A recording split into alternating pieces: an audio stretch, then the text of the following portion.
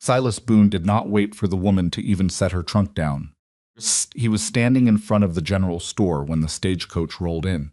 In the moment Rosemary Hale stepped onto the frozen ground of Harlan Creek, Montana, he looked her up and down the way a man looks at livestock he's already decided isn't worth buying. Then he turned to the three men behind him and said it loud enough for half the street to hear. "Well, Ethan Mercer's sent away for a woman now. Can't even find himself a real wife, so he's ordering one out of a catalog like a new pair of boots." The laughter that followed was the kind that had teeth in it. Rosemary stood in the wind with road dust on her coat and 2 days of sleepless travel in her bones. She heard every word. She did not flinch. She picked up her trunk with both hands and asked the stagecoach driver which road led to Blackthorn Ranch. That was the moment everything began. If you've ever arrived somewhere and known before a single door opened, before a single hand reached out that you were already being judged, then you already understand what Rosemary Hale felt standing on that frozen street. And if you've ever had to decide, in that same moment, whether to turn around or keep walking, then you know exactly what kind of woman she was. This is her story, and his, and two babies who didn't know enough to understand how close they came to losing everything. Stay with us through all 5 parts of this story. If it moves you, hit that like button and subscribe so you don't miss what comes next. And drop a comment telling us what city or country you're watching from. We want to see how far this story travels. Now let's go back to the beginning. Ethan Mercer had not slept in 4 days. That was not an exaggeration. It was a fact, the same way the cold was a fact, the same way the 2 infants screaming in the back room were a fact. His wife Eleanor had died 11 weeks earlier, childbed fever. Doctor said, as if naming it made it smaller, and in the time between her death and this particular Tuesday morning in early December.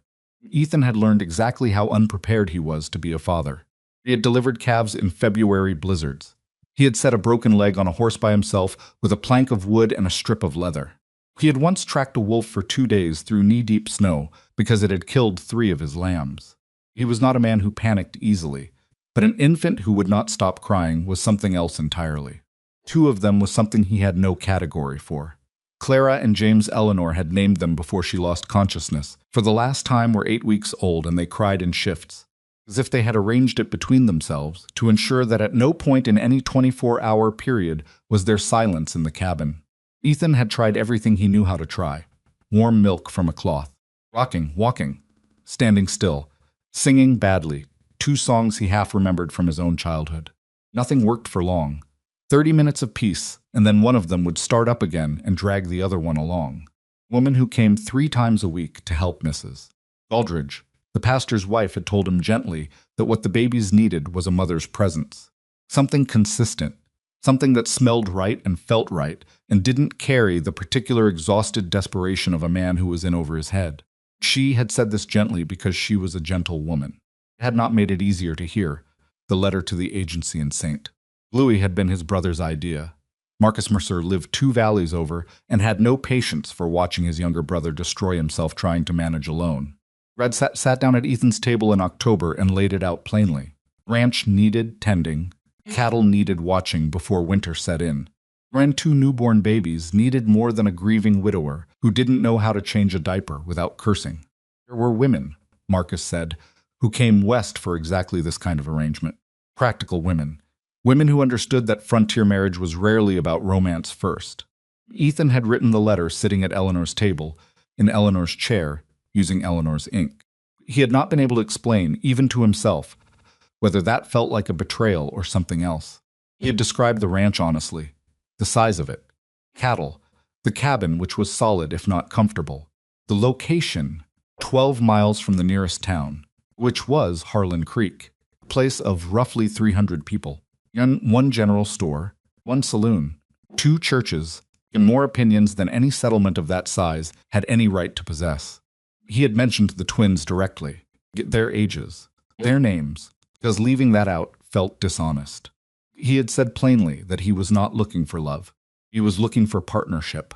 Someone who could help keep the household alive while he kept the ranch alive, and who would, when time and with enough shared difficulty, perhaps become something more. It was not a romantic letter. He had not tried to make it one. The agency had written back with 3 profiles. He had read them all twice, and then chosen Rosemary Hale of Jefferson City, Missouri, not because she was the youngest or the most accomplished, or because her letter had been the most eloquent. Chose her because she had written, near the end of her letter, "I am not afraid of hard work or hard weather, and I do not require a man who pretends things are better than they are. I would rather have honesty than comfort." That had sounded like someone he might be able to talk to. Arrangement had been made by letter. She would arrive on the second Tuesday of December. He had written back to confirm it. He had not told her about the blizzard season or how bad it could get this far north. He had not thought to. That second Tuesday of December had arrived. Ethan was standing outside the cabin with James in one arm and Clara in the other, both of them wrapped in quilts and still complaining, because the fire inside had gotten too smoky and he'd had to open the door to clear it, and one thing had led to another, and now here he was, cold in the dark of early afternoon. 2 crying babies, and a fire that needed tending, and a stagecoach somewhere on the road from Harlan Creek that may or may not be carrying the woman who had agreed by letter to become his wife. Sky to the north was the color of a bruise. He had grown up in Montana. He knew what that color meant. The stagecoach came into view around the bend of the creek road 40 minutes later than expected. Ethan watched it come. Babies still fussing. Felt something he hadn't expected. Fear.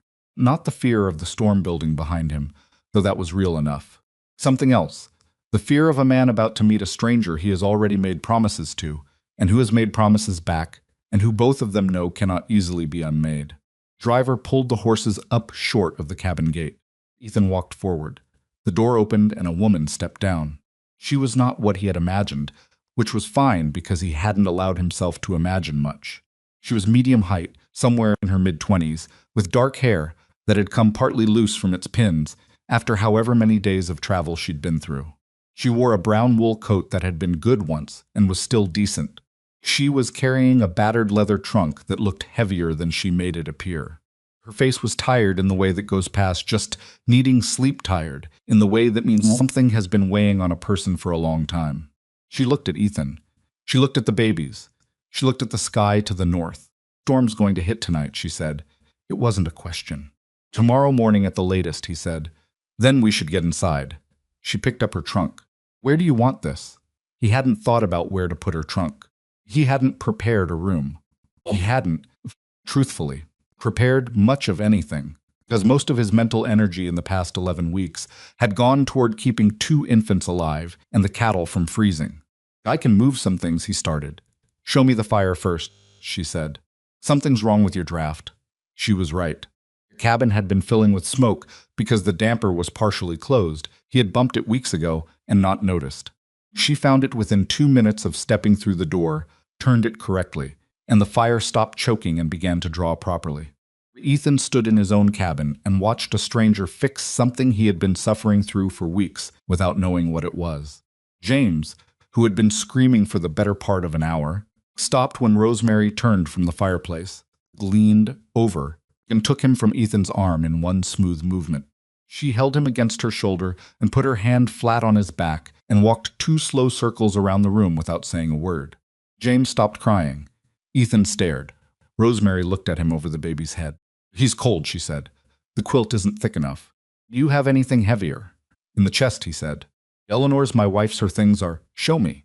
Gaw, he showed her. She found a heavier blanket, wrapped James in it, and handed him carefully back to Ethan. Gand took Clara. Clara lasted about 90 seconds before she also quieted.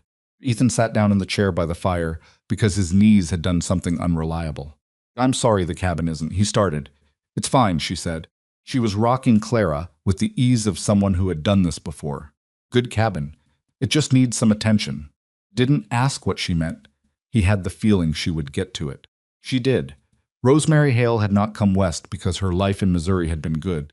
She had come west because there was nothing left of it. She had been married at 20 to a man named Thomas Hale, a carpenter who was kind and steady and who died of a lung illness 2 winters after their wedding, leaving her with a 16-month-old son named Daniel and a house she couldn't afford to heat through a Missouri January. She had done everything she could. She had taken in sewing. She had kept a garden. She had borrowed against the house when she had to and paid it back when she could, always just barely, always with nothing left over. Daniel had died of fever in the spring of his 4th year. She had not talked about it since. There was nothing useful to say about it. Loss was a room inside her that she had closed the door on because she had to keep functioning. Again, she had learned. In the years since, that opening that door accomplished nothing except to leave her unable to get through the following week. So she kept it closed. She moved through her days. She answered an advertisement in a St. Louis newspaper for a mail-order agency and wrote a letter to a rancher in Montana she had never met, because the alternative was staying in Missouri, watching the walls of that house remember everything she'd lost. Montana felt far enough. She had thought about Ethan Mercer's letter many times on the journey west. He had been blunt, which she appreciated. He had not tried to sell her anything. He had told her about the twins, and she had sat with that information for a long time. Because 2 motherless babies were not a small thing to step into. And she knew it. She thought she knew why she was willing. She didn't examine that too closely. Some things were better approached directly without thinking too hard about them. What she had not expected, walking into that cabin, was how close to the edge of everything Ethan Mercer actually was. The cabin was not filthy, but it was badly neglected. Dishes were stacked unwashed. The floor hadn't been swept in weeks. Baby's wrappings were clean enough, which told her he had managed that much, but the food situation was grim. Half a sack of flour, some dried beans, a bit of salt pork, and not much else. There was enough firewood stacked outside for another 3 or 4 days, which, given what was coming from the north, was not going to be sufficient. She did not say any of this out loud. She started with what needed doing most and worked forward from there. Ethan sat by the fire with both babies in his lap. She had shown him how to hold them together. Clara on the left, James on the right, with his arms making a sort of cradle, and watched Rosemary move through his cabin the way a competent person moves through any unfamiliar space. Not frantic, not showy, steady and efficient and focused on the next necessary thing. She heated water and washed the dishes. She swept the floor. She found the flour and the salt pork, and she made something that qualified as a meal without asking him once where anything was, because she found things herself. Ethan could not remember the last time someone had cooked in that kitchen. When she put the plate down in front of him, she sat across the table, her own plate smaller, and they ate in silence for a while. Outside, the wind was picking up. He could hear it, finding the gaps under the door. "How long have you been alone with them?" she asked. 11 weeks. She nodded. Did not say anything sympathetic. He was grateful for that. "The woman who comes to help," he said. "Mrs. Aldridge. She comes Tuesdays and Thursdays and Saturday mornings." "That's not enough." "No. What do you do when they're both crying at the same time?" He looked at her. "I don't know. I just hold them and wait." She nodded again. "You can't hold them with the same grip.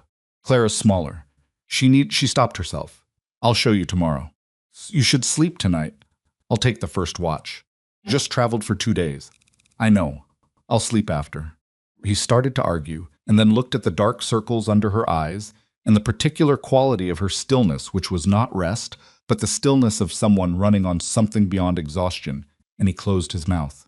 "I haven't," he started, then tried again. "There's no proper room ready. I can sleep in the barn, and you can have the—" "Don't be ridiculous," she said. "December in Montana, and there's a blizzard coming. You'll sleep in the house." "I'll manage."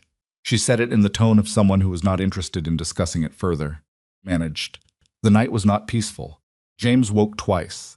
Clara woke 3 times. Ethan, who had told himself he was only lying down for an hour, fell into the deepest sleep he'd had in weeks and woke to gray morning light and the smell of coffee and both babies quiet. He lay still for a moment, trying to understand it. Then he got up. Rosemary was in the chair by the fire with Clara in her arms, James asleep in the wooden box that had been serving as a makeshift cradle, and a pot of coffee on the hearth and a bowl of oatmeal waiting on the table. She looked up when he came in. Her eyes were red-rimmed, but she was fully dressed. "They're all right?" he asked. "They're fine. James had some trouble around 3. Clara's been sleeping since then." She looked at the oatmeal. "Eat? Then you need to bring in more firewood before that storm hits." He ate. He brought in wood, 3 loads, stacking it inside along the east wall. Sky had gone completely white, and the wind was constant now, not gusting, but a steady push from the north that made the temperature feel 10 degrees worse than it was. When he came inside after the 3rd load, stamping the cold off his boots, Rosemary had both babies on the floor on a blanket, was down on her hands and knees making a face at James. James was making a sound Ethan had never heard from him before. A laugh, a small one, barely qualified, but a laugh. Ethan stood in the doorway with his coat still on and felt something shift in his chest in a way he hadn't been prepared for. Did that? He said. Rosemary sat back. He's been doing it for about 10 minutes. Come down here and try. I don't. Come down here. He got down on the floor. He was a large man, and the floor was not comfortable, and he felt vaguely ridiculous. But Rosemary showed him the face she'd been making a mild exaggeration. Eyes wide, mouth open, and James looked at him and then did it again. Small sound. Ethan stayed on the floor for 20 minutes. Day passed in work. There was always work. Rosemary had a list in her head, apparently. She moved through it with the quiet relentlessness of someone who has learned that the only way through an impossible amount of labor is to stop looking at the full size of it and just do the next thing. She found a problem with the cabin's interior. One of the window seals had failed, and cold air was seeping through in a way that would become dangerous overnight. She told Ethan. He had known about it and not gotten to it. Fixed it that afternoon with a strip of leather and some pine resin. She showed him where there was a second seal failing on the north-facing wall that he hadn't noticed. They worked alongside each other for most of the afternoon and spoke when there was something to say and didn't when there wasn't. And Ethan found, somewhat to his surprise, that this was comfortable. Or close enough to comfortable that the difference wasn't worth noting. In the late afternoon, with the storm now definitely arriving, he could feel it in the pressure change, in the particular way the animals in the barn were moving. Ethan brought up the question he had been carrying since she arrived. There's a justice of the peace in Harlan Creek, he said. They were in the kitchen, Claire on Rosemary's hip, Ethan cracking the last of the dried corn. Once the storm passes, if you're willing. I know, she said. I want to be straightforward with you. This isn't. I'm not asking you to pretend it's something it isn't. She looked at him with an expression that was patient, but not particularly gentle. I know that too. I read your letter. I just meant. Ethan. She said his name for the first time, and it landed oddly, not unpleasantly. I didn't come here expecting something from a novel. I came here because this. She moved her hand to indicate the cabin, the babies, the whole situation is a real life that needs real help. Something I can give. That's enough to start with. He nodded. Is there anything else you want to tell me? She asked. Before the storm, he thought about it. Eleanor, my wife, she's buried on the East Hill. I go up there on Sundays when I can. Rosemary nodded. That's right, she said. It wasn't permission exactly. It was acknowledgement. He had not expected to feel better for having said it. Did. The blizzard hit at 11 that night. Ethan woke to the sound of it, a roar that seemed to come from everywhere at once. The wind finding every weakness in the cabin and testing it. He lay in the dark and listened to it, and then heard Clara begin to cry and got up. Rosemary was already there. She had the baby against her shoulder. Standing by the fire, which she had built up against the storm, the light orange and steady. She looked back when he came in. Go back to sleep, she said quietly. Can't, he said. She moved over, and he took the other side of the hearth, James still sleeping in the cradle. Stood there in the firelight, with the storm trying to take the world apart outside, and inside it was warm enough. And the babies were breathing, and Ethan looked at this woman who had been in his house for less than 24 hours and thought, with more clarity than he'd had about much of anything in the past several months, she knew what she was coming to. She came anyway. He didn't say it out loud. Some things didn't need to be said yet. Blizzard howled. The fire held. Clara eventually slept again. Rosemary stayed by the fire until she was sure the draft was stable. Then she looked at him, and there was something in her expression that he couldn't quite name, something between tiredness and a kind of cautious steadiness. Like a woman who has learned to check whether a floor will hold before she puts her full weight on it. North pasture calves, she said. Are they sheltered? They've got a windbreak on the south side. Should be enough. Should be, she said, as if she was filing it away. Watched her. You farmed before. My father did. I grew up in it. Missouri farmland's different than Montana cattle country. It is, she agreed, but cold is cold and wind is wind and scared animals are scared animals. I'll learn the rest. She said it with such straightforward certainty that he almost believed her immediately. Almost. There was something else there, something she had said that had a careful quality to it, a particular thinness, the way someone speaks when they are choosing not to say a larger thing that is sitting just behind the smaller one they've chosen instead. He noticed it the way he noticed the second window seal failing, because he had learned to pay attention to the things people didn't quite say. He didn't press it. There would be time. Or there wouldn't. and the storm would take what it wanted, and they'd deal with what was left. Either way, they were in it now. By morning, the world outside the cabin had been reorganized. Snow had piled against the north wall to nearly 4 feet. The path to the barn had vanished entirely. The creek road, the road Rosemary had traveled only yesterday, was invisible under an unbroken sheet of white. Ethan stood at the window for a long moment and calculated, the way a man calculates when losses are possible and the math matters. Cattle in the main pasture were sheltered. The barn animals would be cold but alive. North pasture calves. How many calves are in the north pasture? Rosemary asked from behind him. Turned. She was at the table with Clara, feeding her from a cloth soaked in warm milk. 7, he said. She nodded slowly. She looked out the window. He could see her doing the same calculation he'd just been doing. Tell me about the fence on the north side, she said. He told her. She listened without interrupting. Then she said, if the fence holds, they might be all right. It doesn't. I know, he said. You can't go out in this. I know, he said again. She looked at him the way she'd looked at the window sill, like she was measuring the gap between what was being said and what was actually true. Going to try to go out, she said. It was not a question. Not yet, he said honestly. Not while it's still like this. She held his gaze for a moment longer than was comfortable. Then she looked back at Clara. All right, she said. He had the feeling she wasn't finished with the subject. He was right. But that conversation belonged to what was coming next, and what was coming next was a storm that hadn't yet shown them everything it had. Outside, the wind found a new angle. The cabin groaned. Fire flattened briefly and then rose again. James, from his cradle, made a small sound that was almost a question. Rosemary reached over without looking and put her hand on his chest, and he was quiet. Ethan watched her hand there, sure and steady on his son's chest, and felt the weight of 11 weeks of impossible aloneness shift, just slightly, just enough to notice. Not gone, just different, changed by the simple fact of another person in the room who knew what she was doing and was not afraid. The storm had days left in it still. The north pasture calves were somewhere out there in the white. And the woman who had arrived with a battered trunk and road dust on her coat and no promises except honesty was already part of whatever came next, whether either of them had said so out loud or not. The storm broke on the third morning. Not gently. There was nothing gentle about the way a Montana blizzard ended. It didn't taper or soften or give you any warning that the worst was behind you. It simply stopped. The way a held breath finally releases. Suddenly, the world outside the cabin windows was white and still and brilliantly bright. But Ethan stood at the door for a long moment before he opened it. Behind him, Rosemary was at the table feeding the twins their morning meal, a thin porridge made from the last of the oats she'd rationed carefully across 3 days. She had gotten good at feeding them at the same time, one on each side, Clara on the left, because Clara had a habit of grabbing and needed her stronger hand. James ate more slowly but steadily, which Rosemary had decided meant he was going to be a thoughtful person, and which Ethan had said nothing about because he was still getting used to the idea of someone making predictions about his children's futures.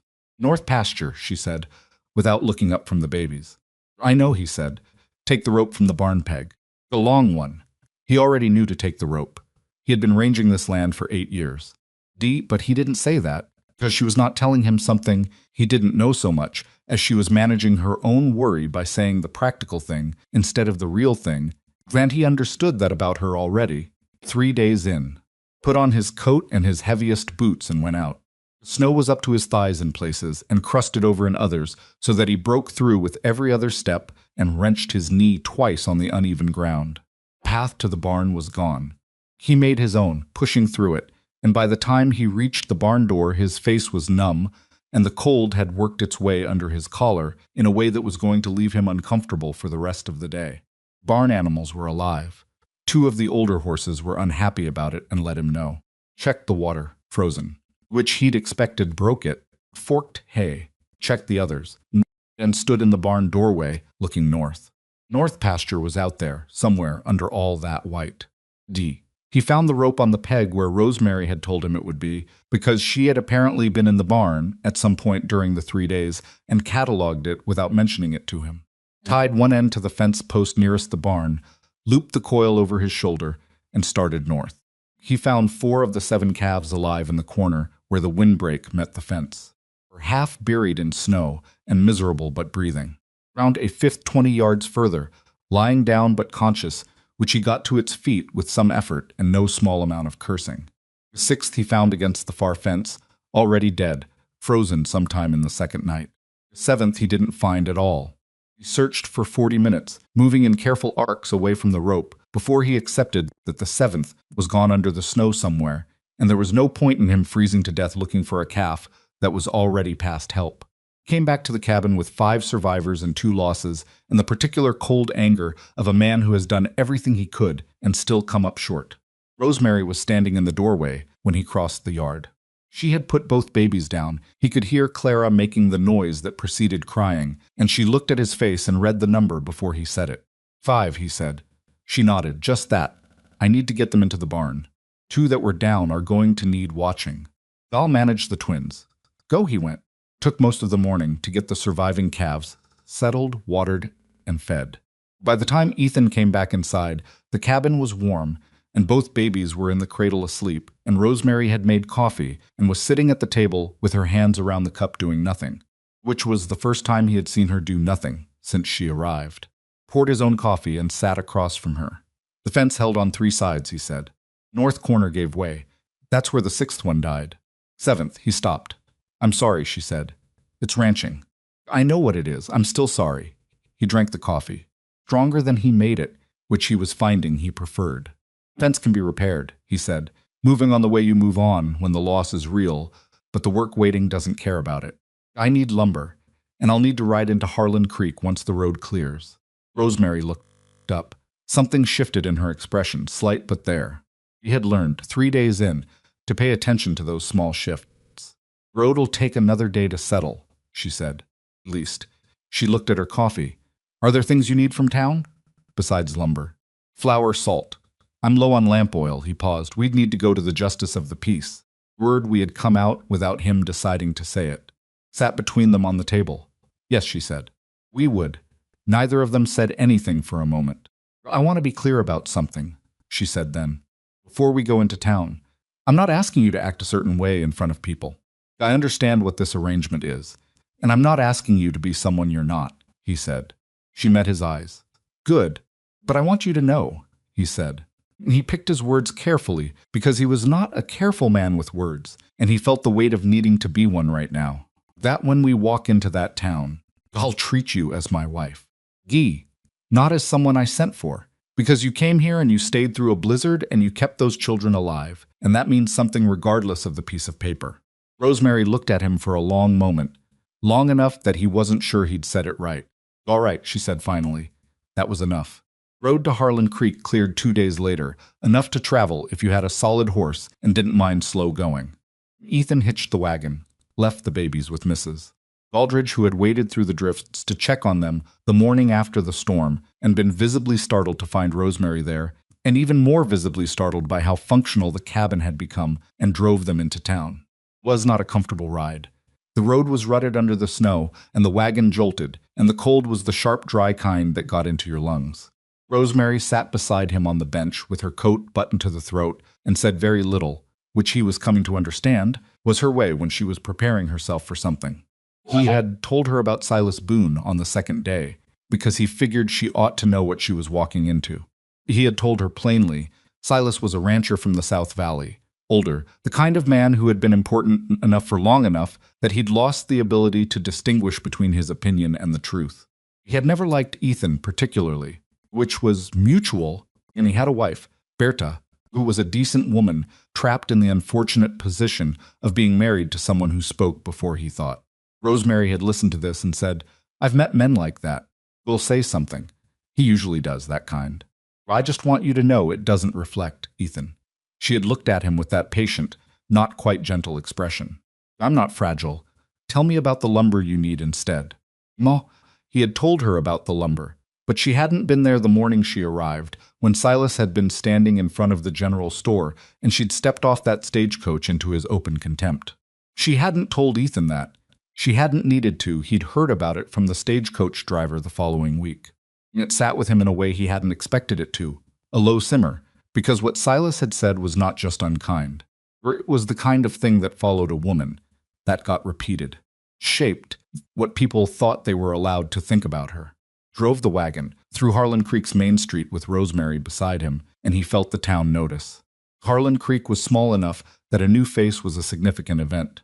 A mail-order bride for Ethan Mercer, a man who had been visibly drowning since October, who showed up for supplies looking like he'd slept in a ditch, who had clearly been in desperate enough straits to send away to a saint. Louis' agency for a wife was the kind of thing that would be discussed at every table in town for the next month. People looked. Some of them smiled and nodded. Genuinely, the way decent people do when they see something working out for someone who needed it. Others just looked, calculating, the way small towns calculate when they're deciding where to file a new person. Silas Boone was standing in front of the feed store. Ethan had intended to go to the lumberyard first. That was the practical order of things. But Silas was right there, in the open, and there were 3 other men with him. When the wagon rolled past, he turned and watched it with the particular expression of a man deciding whether to make a remark. He made the remark, "Mercer." He raised his hand in a greeting that wasn't one. "Storm treat you all right up at Blackthorn?" "Well enough," Ethan said. "Kept the horse walking." "Heard you had company," Silas said. He was talking to Ethan, but his eyes were on Rosemary. What do you call it?" "Your catalog wife." 3 men laughed. Not all of them looked comfortable doing it. Ethan stopped the wagon. He didn't decide to stop it. His hands just did it, the reins going tight, the horse pulling up. Rosemary said very quietly and very calmly beside him, "Keep driving." "In a minute," he said. Ethan. He had already climbed down from the wagon. He was not a man who looked for fights. He was also not a man who had ever found it easy to keep moving when something needed to be addressed. And the voice that had just come out of Silas Boone's mouth had been saying things about Rosemary since the moment she arrived, and it was going to stop. Walked over to Silas, not fast, not with his hands up, just walked over in the cold, clear air of a December morning in Harlan Creek and stood in front of him. Silas was bigger than Ethan, broader, with the settled weight of a man in his 50s who had done physical work his whole life. He didn't step back, but something shifted in his expression, a slight recalibration. "That woman," Ethan said, when he kept his voice level with some effort, "came to Blackthorn in a blizzard with 1 trunk and no complaints. Managed a household I couldn't manage alone. Kept my children alive through 3 days of the worst storm this county's seen since '82, and is about to become my wife. You want to call her a catalog wife again. You do it to my face and we'll see what comes of it." Silas said nothing. "She's under my protection," Ethan said. "I'm telling you now, so there's no misunderstanding later." He looked at the 3 men behind Silas. 2 of them were looking at the ground. The third, young, maybe 25, working one of the valley ranches, gave Ethan a small nod that was almost imperceptible. Ethan turned and walked back to the wagon. Rosemary was looking straight ahead when he climbed back up. Jaw was set. "I told you to keep driving," she said. "I know. That was going to cause talk whether you said something or not." "Yes." She was quiet for a moment. "Then you didn't have to do that." "I know that too." She looked at him then. He looked back. The horse shifted its weight, impatient. "Thank you," she said. It came out with a quality he hadn't heard from her before, something real getting through the practical surface of her, something she hadn't quite managed to edit out in time. He nodded once and started the horse moving again. They went to the lumber yard. They went to the general store. And then they went to the justice of the peace, a man named Howard Garrett, who had been officiating frontier marriages for 20 years and had stopped finding them remarkable. And they stood in his small, warm office and said the words and signed the paper, and that was that. Outside on the street afterward, in the cold, thin December sunlight, Rosemary straightened her coat and looked down the street toward the wagon. "Flour first," she said, "then lamp oil, then lumber," he said. "Right." They went and got the flour. Weeks that followed the storm were the kind of weeks that don't resolve into a clean story very easily, because they weren't a clean story. They were the irregular, accumulating business of 2 strangers learning to occupy the same space without collision, and some days it went better than others. Rosemary was not an easy person to know. She was efficient and capable, and she had a particular dry humor that surprised him regularly, a comment delivered. So flatly it took him a moment to realize she was being funny, and then he'd look at her and she'd already be looking somewhere else. And he wasn't sure if it was deliberate or just how her mind worked.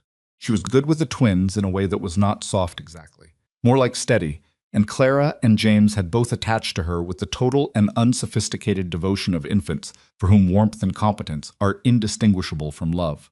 "No," But there were things she didn't talk about. He had cataloged them without meaning to, because he paid attention to what she moved around. She didn't talk about Missouri beyond the bare facts. She didn't talk about what had brought her to the agency.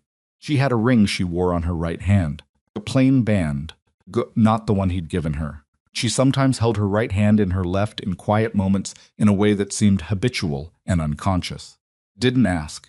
He had his own things he didn't talk about. Eleanor.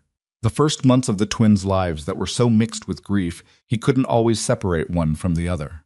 The way he sometimes went to the barn at odd hours. Not because the animals needed anything, but because he needed to be somewhere with nothing expected of him. They built a kind of courtesy around each other's silences, which was its own sort of intimacy, though neither of them would have used that word for it yet. What they had was practical. It was functional. It was in its odd and unremarkable way beginning to be something. January arrived and announced itself with another cold snap that didn't reach blizzard levels, but kept everything frozen and difficult for 2 weeks. Ethan repaired the north fence during the one decent stretch in the middle of the month. 3 days of hard work in tolerable cold. Rosemary brought lunch out to him on the second day, because she had decided that a man working alone in that temperature needed a warm meal at midday, and waiting until evening was impractical. She handed him the tin plate and stood looking at the fence line he'd been rebuilding. "Got the post angle wrong on that third one," she said. Looked at the post. Then he looked at her. "My father put in 6 miles of fence line in Cole County," she said without particular defensiveness. "I'm just saying." He checked the post. She was right. The angle was off by enough that it would be a problem in spring when the ground shifted. He reset the post. She watched him do it without saying anything further, which he appreciated. Then she said, "Clara pulled herself upright this morning." Stopped what he was doing. "On the edge of the cradle," Rosemary said. "Got thee." She grabbed the side and pulled herself up and stood there for about 4 seconds, looking very pleased with herself, and then sat down hard. "I thought you'd want to know." He had missed it. He had been out here resetting fence posts, and his daughter had stood up for the first time, and he had missed it. Feeling on his face must have been clear, because Rosemary said, "She'll do it again. Probably 100 more times before she really gets it." "See, I know," he said. I know," she said. "Ah." She took the empty tin plate when he was done and walked back to the cabin, and he watched her go and thought about how strange it was that a woman he had known for 6 weeks could already read the shape of what he hadn't finished saying. Town adjusted to Rosemary the way small towns adjust to things they've already decided about slowly, unevenly, with pockets of resistance that outlasted any reasonable cause. Mrs. Garrett, Justice's wife, was the first to come calling, which in Harlan Creek meant that her opinion was known, and it was favorable, and people would take that into account. She stayed an hour and drank coffee and talked to Rosemary about the winter and the road conditions and the price of flour, which had gone up, and left with a pleasantness that was genuine enough. Women of the 2 churches were more complicated. Some of them were kind. Some of them were watchful in the way of people deciding whether to be kind. One of them a woman named Agnes Purcell, whose husband owned the saloon, and who had therefore developed strong opinions about respectability, came out a comment at the general store about mail-order arrangements being convenient for men who wanted a housekeeper with legal standing, and this was repeated back to Rosemary within a week. Rosemary received this information, looked at the woman who told her, Guy, and said, "That's not an original criticism. She'll need a new one eventually." The woman who told her laughed despite herself. Rosemary did not do, and this was the thing that Ethan watched with something between respect and concern, was try to make people like her. She was not warm in the performing way of someone working to earn acceptance. She was what she was. Competent, dry, honest, occasionally funny, occasionally blunt in ways that took people off guard. She helped when help was needed, and didn't push herself forward when it wasn't. Gradually, without effort, she began to become someone that people in Harlan Creek thought of as simply there. Part of the landscape. The exception was Silas Boone. He had not said anything further to Ethan after the confrontation in the street, but he had a wife and a network of acquaintances and opinions that moved through them like water through clay, slow but persistent. Things said, Rosemary had come west because she had no options. She had trapped a grieving man in a vulnerable moment. Arrangement was unseemly. The children deserved better. Ethan heard them. Some reached Rosemary. She didn't talk about the ones that reached her, which he knew meant they landed, because she was a person and words landed on people whether they wanted them to or not. One evening in late January, he came in from the barn to find her standing at the window with her back to the room and James on her hip looking out at the dark yard. She didn't turn when he came in. "You hear something?" he asked. "No," she said, "just looking." He hung up his coat, washed his hands. Clara was asleep in the cradle. James was making the small, concentrated noise that meant he was hungry, and Rosemary began doing what needed doing. Ethan stood at the counter and said, not exactly to her, "I ran into Pete Aldrich at the fence line today." Said, "Silas has been telling people that the arrangement between us." "I know what he's been saying," she said. "It's not." "I know it's not." She still hadn't looked at him. "I'm not going to fall apart over Silas Boone's opinion of me. I've had worse said by people who knew me better." Something in that last part that came out sharper than she'd intended. She felt it, too, because she stopped and shifted James on her hip, and her shoulders dropped slightly. A small release. "Bothers you," he said. "Of course it bothers me." Her voice was even but not empty. "It's not the words. It's you know what it is. It's that no matter what I do here, some people already decided what I am before I stepped off that coach, and nothing I do will change it for them. That's a real thing. I'm not pretending it isn't." He didn't say anything. There wasn't anything useful to say that wouldn't be either too small or too large. "I'm not going anywhere," she said. And then before he could respond, "That's not what I meant. I meant I'm not giving him the satisfaction of leaving. So don't worry about it." "I'm not worried about it," he said. "I'm angry about it." She looked at him then, finally. There was something in her expression that he couldn't quite put a name to, something that looked like it was deciding whether to let itself be seen. "So am I," she said. That was all, but it was the first time they had been angry about the same thing at the same time, and both of them knew it, and the knowing of it was its own small thing. February came in cold and gray and relentless, the sky the color of old pewter from one end of the month to the other. Twins grew. Clara had begun to pull herself up reliably and then lower herself back down with the careful deliberation of someone who had learned a lesson about gravity. James had found his voice in a different way. He talked. Constantly. In a language that belonged entirely to him.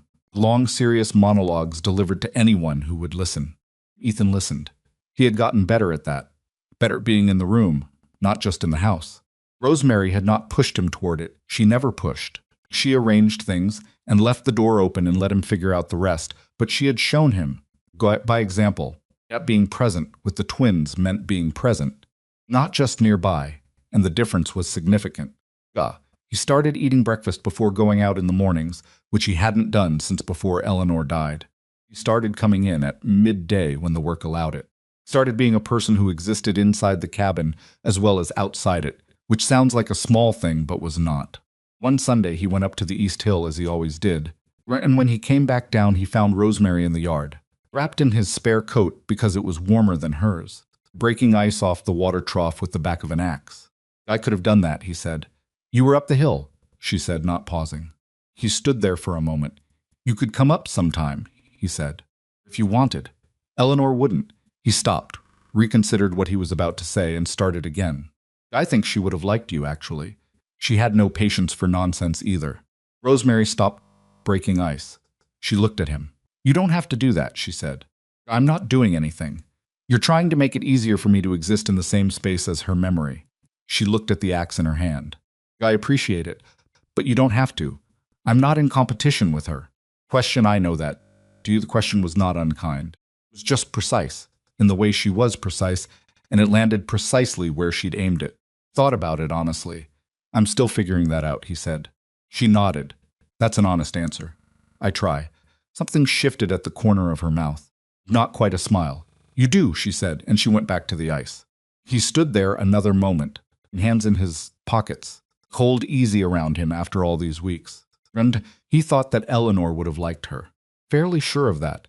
It was a strange thought to have, tender and difficult and somehow clarifying, and he held it for a moment before he let it go. The incident that changed things in Harlan Creek happened on the second Saturday of February, and it happened in the general store in front of 6 people.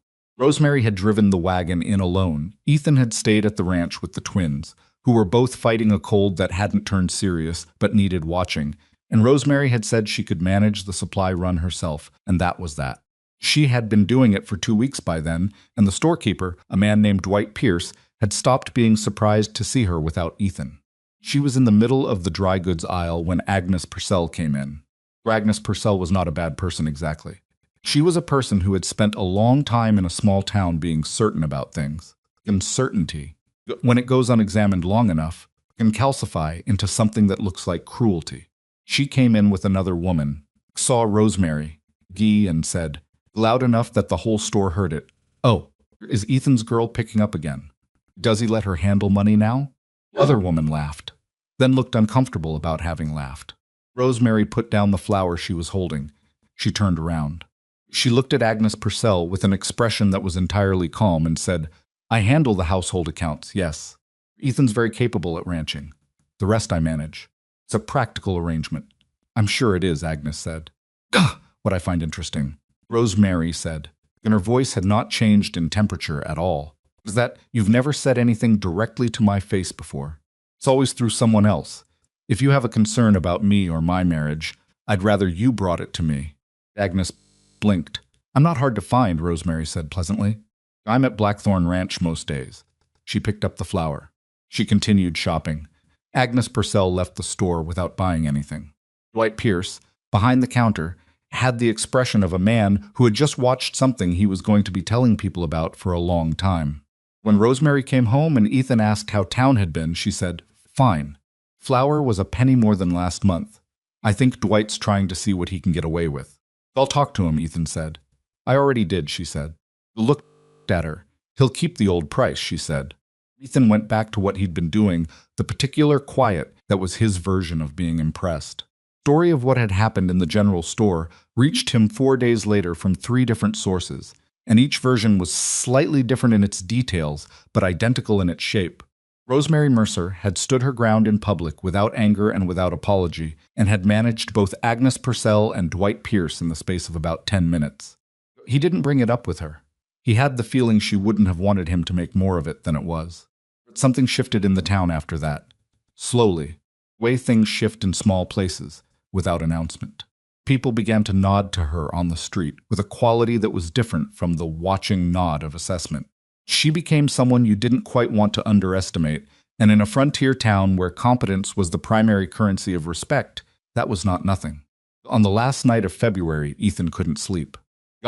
He lay in the dark listening to the twins breathe. They had moved the cradle into the main room near the fire, and on cold nights you could hear them from anywhere in the cabin, and he thought about the year that had just passed. Eleanor in the spring, the summer alone on the ranch, the grief of it, the functional numbness that had gotten him through the worst of it. Fall when the desperation had become clear enough that he'd sat down and written that letter. Blizzard. Rosemary in his doorway with snow in her hair looking at the sky to the north and saying the storm's going to hit tonight with the calm practicality of a woman who was already planning ahead. He thought about what she'd said on the hill. "I'm not in competition with her." Thought about Eleanor's chair, the one by the fire that Eleanor had sat in every evening. Rosemary had been using without comment because it was the chair closest to the fire, and therefore the practical choice, and how he had waited to see if that would bother him, and found that it didn't. He wasn't sure when that had happened, the not bothering. It hadn't been a decision. It had just arrived. In the morning, Clara woke first, which was unusual. She made the sound that meant she wanted attention, and he got up before Rosemary could, lifted her out of the cradle, and carried her to the window to watch the gray February light come up over the east hill.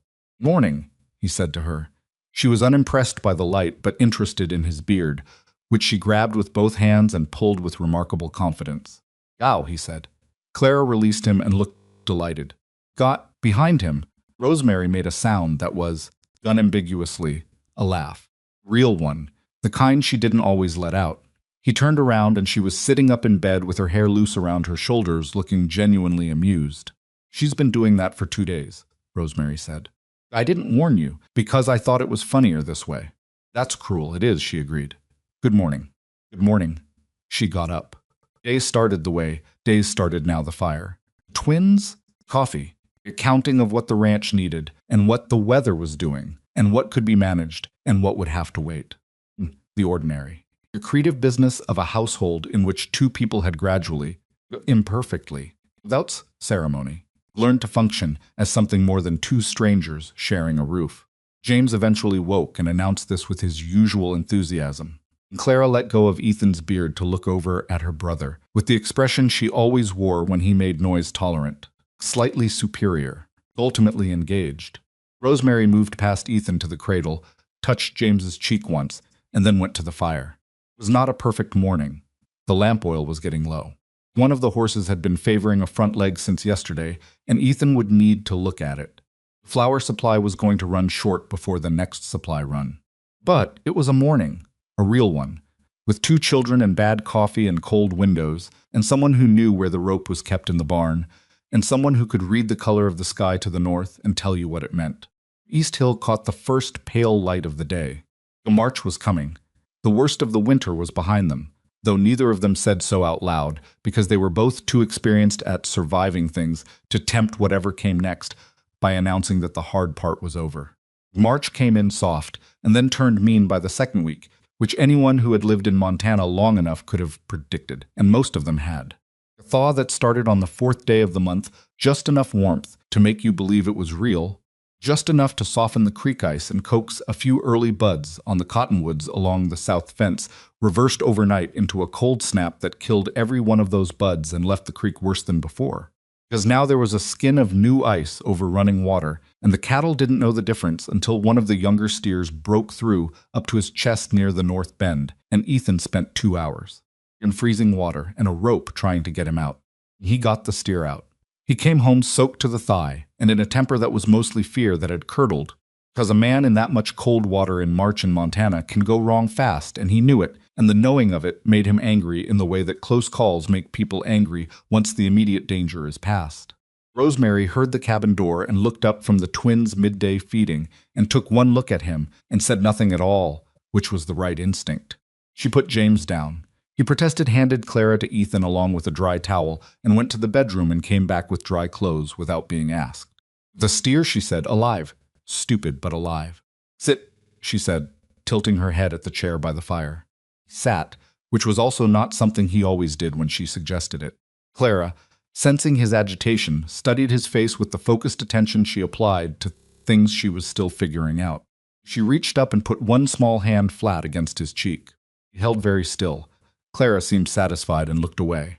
Something about that, the simplicity of it, the total uncuriousness of an 8-month-old about the specifics of why a person needed settling, the just doing it of it, made the anger ease out of him in a way that his own willpower hadn't managed. Rosemary came back with coffee, and he drank it, and she sat across from him with James back in her arms, and they talked about the creek and the steer, and what needed to be done about the north fence approach to the water. Practical conversation about a practical problem. And by the time the coffee was done, he was warm, and the crisis had folded itself back into the ongoing accounting of ranch life where it belonged. You should have taken someone with you, she said, when they were nearly through it. Wasn't anyone to take. You could have waited for Pete Aldrich. The steer couldn't wait for Pete Aldrich. She looked at him with the expression he'd learned, meant she was right and knew it, and was deciding whether it was worth pressing. She decided it wasn't. But the expression left a residue, the way her expressions did, a sense of something filed away for later. Time, she said. If there is a next time, Ethan. All right, he said. Next time. Spring arrived for real in the 3rd week of April, and with it a change in the rhythm of the ranch that Ethan had forgotten could feel like relief. Frozen ground softened. The cattle moved differently, with less of the tight conserving tension of cold animals and more of the loose ranging energy of animals that remembered what grass tasted like. Days got longer, and the light got warmer, and the twins, who had been spending most of their lives inside the 4 walls of the cabin, began to be brought out into the yard for short stretches in the afternoon. Clara's reaction to the outdoors was to try to eat it. For everything she could reach went directly toward her mouth: grass, gravel, corner of Ethan's boot, the leaf that drifted within range. Rosemary intercepted most of it with the patient reflexes of someone who had been doing this for months and had developed an advance read on Clara's particular brand of curiosity. James, on the other hand, just looked. Sat in the crook of Ethan's arm and looked at everything the sky. A barn, cattle in the far pasture, the way the wind moved the new grass, with the same concentrated seriousness he brought to his indoor monologues. He looked the way someone looks when they are seeing something for the first time and trying to understand where it fits in the order of things. Going to be a quiet one, Rosemary said, watching him. Like me, Ethan said. She glanced at him sideways. I didn't say that. You were thinking it. I was thinking it, she agreed. Looked at her over James's head. Squatting down on the ground, trying to coax Clara into releasing a pebble, her hair coming loose from its braid. Mud on the knee of her dress from where she'd knelt in the wet yard. Laughing, actually laughing. The real kind, not the restrained sort she used in public at Clara's expression of outrage at having the pebble removed. It was the first time he had seen her look fully at ease. Not the dry half-ease of competence, not the particular careful settledness she maintained most of the time. This was different. This was a woman with her guard completely down in a moment that wasn't requiring anything of her except to be there. Looked away before she noticed him looking. It was around this time that the town's opinion of Rosemary completed its slow migration from watchful neutrality to something approaching genuine regard. It happened through accumulation rather than event, the way most real changes in small communities happen. She had helped 3 times with things that needed helping. When Martha Aldrich's second child came early and difficult in late March, Rosemary had driven to the Aldrich homestead and stayed 2 nights because Martha's mother was in Missouri and someone needed to be there who knew what they were doing. When old Carl Brent's barn roof collapsed under the late snow, she had organized the food side of the repair effort who would bring what, when, to whom with an efficiency that made the whole thing happen faster than it would have otherwise. When the Purcell boy, Agnes's 12-year-old, broke his arm falling from a fence post, it was Rosemary who said it while they waited for the doctor, because the doctor was 12 miles away, and the bone needed to be straight before it decided to stay crooked. Agnes Purcell, who had made the comment about housekeepers with legal standing, came to the ranch 2 days after that and stayed for an hour. Ethan was out when she came. He heard about it from Rosemary that evening in the brief way Rosemary reported things. Agnes Purcell came by, she said. I heard her wagon. She thanked me for the boy's arm. That all? Rosemary was quiet for a moment. She said she'd been unkind. In the store earlier in the winter. She said she shouldn't have said what she said. Ethan waited. I told her I appreciated her coming, Rosemary said. I told her the boy's arm set cleanly and he'd have full use of it. And she cried a little and I gave her coffee and she left. He looked at her. That's all you're going to say about it. That's all there is to say. She was folding laundry, Clara on her hip, her movements even and unhurried. She was unkind, and then she came and said so. That's how it should work. Most people don't do that. No, she said, they don't. There was something in her tone that was not quite sad and not quite hard, something in between. Tone of a woman who has a long accounting of people not doing the thing they should and has made her peace with it without pretending it doesn't exist. Good weather held into May, and then into June, and the ranch began to look like what it was supposed to look like when everything was working. Paired north fence held. The surviving calves had grown. Cattle were in good weight. The garden Rosemary had put in on the south side of the cabin, she had started it from saved seed in early April, mapping the rows in the partially thawed ground with a precision that had made Ethan pause and look, and then go get the good shovel, without being asked, was coming up thick and orderly. Beans and squash and 3 rows of carrots and a patch of something she'd described as a Missouri variety of winter kale that would produce until October if they were lucky. Ethan had not had a kitchen garden since Eleanor died. Before Eleanor, he hadn't had one at all. He started coming out in the evenings to water it, which Rosemary noticed and said nothing about, but which he caught her watching sometimes from the kitchen window, her expression unreadable. One evening in June, she came out and sat on the fence rail near the garden while he was working at the far end of the beans. She was quiet for a long time, just sitting, worked and waited. I need to tell you something, she said. He straightened up. Her voice had a quality he hadn't heard before, not distress, not quite, but the tone of something that has been carried a long time and has finally reached the point of needing to be set down. All right, he said. She was looking at the garden, not at him. I was married before. I know, he said, Thomas. You mentioned it once. I had a son, she said. He went still. Daniel. She said the name the way you say a name that you keep in a particular place inside yourself, carefully, like something that might break if handled wrong. He was 4 years old. She didn't say the rest, and she didn't need to, because the past tense said it. Ethan set down the watering can. I'm sorry, he said. He meant it in the particular way that means I understand this is a loss I cannot reach, and I will not pretend otherwise. She nodded. She was very still on the fence rail. I don't talk about it. Usually.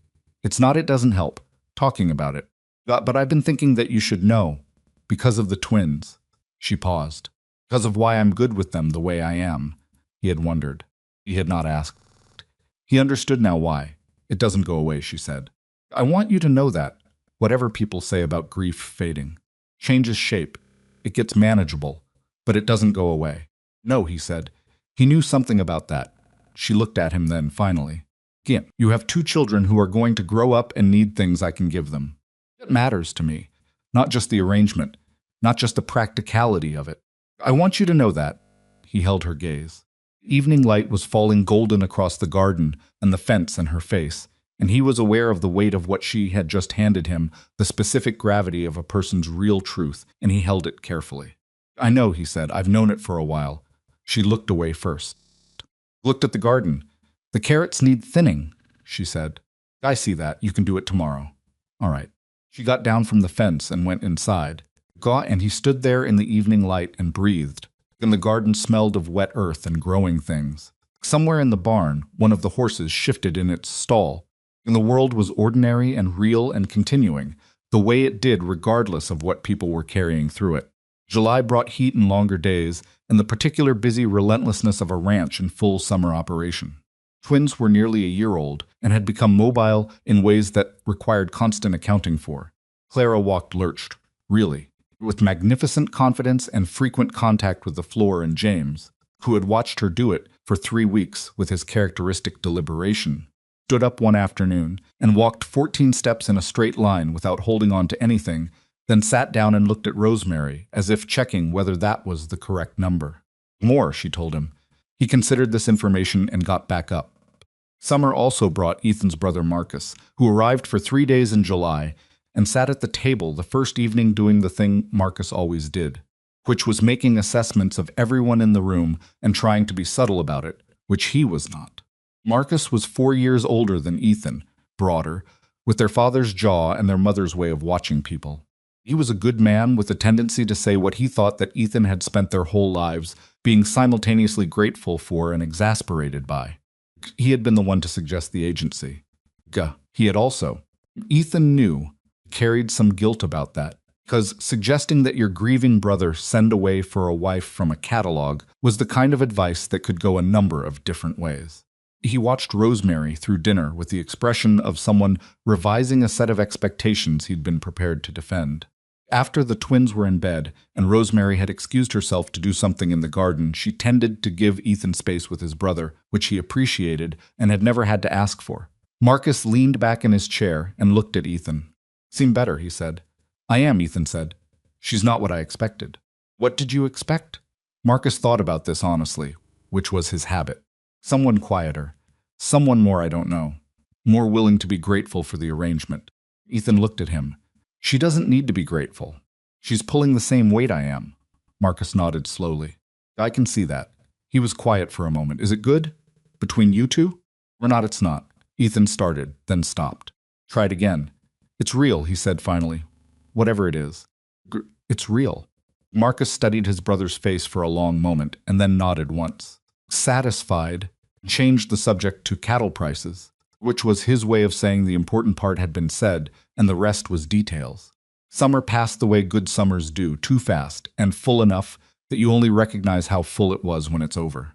By August, the garden was producing more than they could eat fresh, and Rosemary had started putting things up beans in the root cellar, squash cured for storage, the kale dried and crumbled into a container she kept on the kitchen shelf. She worked with the focused satisfaction of someone building something that will matter in February, which it would. It was the last week of August when Ethan first noticed the clouds to the north building in a way that made the back of his neck tighten.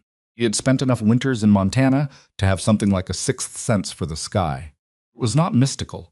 It was pattern recognition accumulated over years of living in a place that would kill you if you got it wrong. Cloud formation that was building on the northern horizon had a specific character, not the ordinary gray of coming rain. Not the purple gray of the summer storms that came through fast and violent and were gone in an hour, but something denser, lower, and moving with a particular deliberate slowness that was its own kind of alarm. It was at the north fence when he saw it. He stood and looked at it for a long minute. Then he looked at the thermometer on the fence post, which was already dropping. Gone at the way the cattle in the far pasture were moving, which was away from the north, steadily, without being driven. The way animals move when something in the air has told them to. He went inside. Rosemary was at the table going over what they had in storage. She did this periodically, a quiet accounting of where they stood. She looked up when he came in. She read his face. "How long?" she said. "I don't know. The formation's slow. Could be a day. Could be less." She stood up. "We need to bring in firewood." "I know. I'm going to check the north pasture fence first." "Ethan." Her voice had the quality that meant she was saying a real thing. "Fence can wait. The firewood can't. The calves. Better off with 4 walls of stacked wood between us and whatever that is than with a fixed fence post." She was already moving, pulling on her work coat. "Tell me what to do," he told her. They worked through the rest of the afternoon and into the early evening. He brought in load after load of wood from the stack along the east side of the barn, filling the area along the cabin's interior wall until there was no more room, and then continuing into the covered section of the porch. Alongside him for the first 2 hours until the twins needed feeding, and then she managed the children and the cooking and the cabin preparation while he kept going. By dark, they had enough wood for a week, maybe a week and a half if they were careful. Temperature dropped 8 degrees between sundown and 9 o'clock. Ethan stood on the porch and looked north. The sky had gone utterly black in a way that had nothing to do with night, a thick, absolute darkness that swallowed the stars at the horizon and was eating upward. He had seen storms in his life. He had been through the blizzard in December with Rosemary, which had been serious enough. But what was building in the north had a different quality, a weight to it that settled in the chest and didn't move. He went inside. Rosemary was by the fire with both twins, Clara asleep against her shoulder, and James fighting sleep with the dogged persistence he brought to things he didn't want to do. She looked at Ethan over James's head. "It's bad," she said. It was not a question. "I've been thinking about the north pasture calves," he said. "I know you have. There are 9 of them in there. The fence gives on the north side, the way it did in December. Repaired that fence. I know. But the ground's different now. Frost heaves have Ethan." She was quiet for a moment, the fire making small sounds behind her. "What are you telling me?" "I'm telling you I need to go out there and check the fence before it hits. Or I can reinforce the north corner post. The calves have a chance." If you can't, you come back," she said. Her voice was level. "You don't try to do more than the rope allows." He had already been thinking about the rope. The long one, the one she had told him about in December, the one he'd used in the storm to reach the north pasture. He could tie it to the fence post nearest the barn and work his way out. As long as the rope held and the visibility stayed above 0, he could do it. "I'll take the rope," he said. She looked at him for a long moment. Clara shifted in her sleep. James finally gave up the fight and went slack against Rosemary's free arm. "How long?" she said. "An hour, less if the posts sound." "If you're not back in an hour, I'm coming out." "You're not." "I'm not negotiating this." Her voice was quiet and even and entirely serious. You go out there. You take the rope. You do what you can, and you come back in an hour. You don't come back, I come out. That's the arrangement." Looked at her, really looked. The way you look at someone when you are trying to find the place to push back and keep finding no purchase. And he understood that she was not speaking from fear, but from the same practical accounting she applied to everything. She had done the math, and the math said 1 hour was enough, and also said she would come after him if the hour ran out. "All right," he said. "Take your heavy coat, the one with the extra lining." "I know which coat." He took it. Cold outside was the shocking kind, the kind that hits you in the first step through the door, like a wall you walked into in the dark.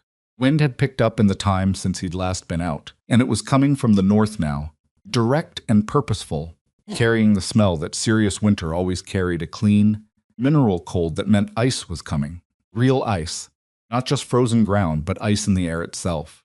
He found the rope in the barn, tied one end to the post he'd been using since December, coiled the rest over his shoulder, gone, and started north. Barn animals were unhappy. He could hear it before he opened the door, and it intensified when he did the horses moving in their stalls, the sounds they made when they were reading the same message in the air that he was reading. Spoke to them briefly, the automatic reassurance of a man who has spent years around animals and knows it doesn't much help but does no harm. Then he went out into the dark. The walk to the north pasture was familiar enough that he could have done it in total darkness, and by the time he was 50 yards from the barn, the darkness was close enough to total to matter. Rope paid out behind him. and he counted his steps the way he always did in low visibility, keeping the number in his head against the return trip. He found the fence. The north corner post, the one that had given in December, the one he'd reset and reinforced in the March repair, was still upright, which was the first relief. He put his hands on it and tested it, feeling for the wobble that would tell him the frost heave had gotten under it since summer. Moved. Not much, but it moved. He worked by feel in the dark and the wind, the rope anchored at his belt so his hands were free. He had brought wire and a pair of pliers and a length of cut timber he'd dragged out from the barn, and he set the timber against the post and wired it as tight as he could manage with fingers that were losing feeling in the tips. Wind increased while he worked. He did not let himself think about the wind too much, because thinking about it used attention he needed for the work in front of him. Worked. He wired. He tested. He moved along the fence line to the next weak point. There was always a next one. There was always more work than there was time. And while he was working on the second post, he heard the sound that meant the storm had arrived in earnest. The wind. The wind had been there. This was something underneath the wind. A pressure change. Density in the air. Kind of total commitment from the sky above him that had communicated itself to his body before his mind had finished processing it. Looked up and saw nothing. That was the information. He needed to turn around. He started back along the rope. The first 50 yards were manageable.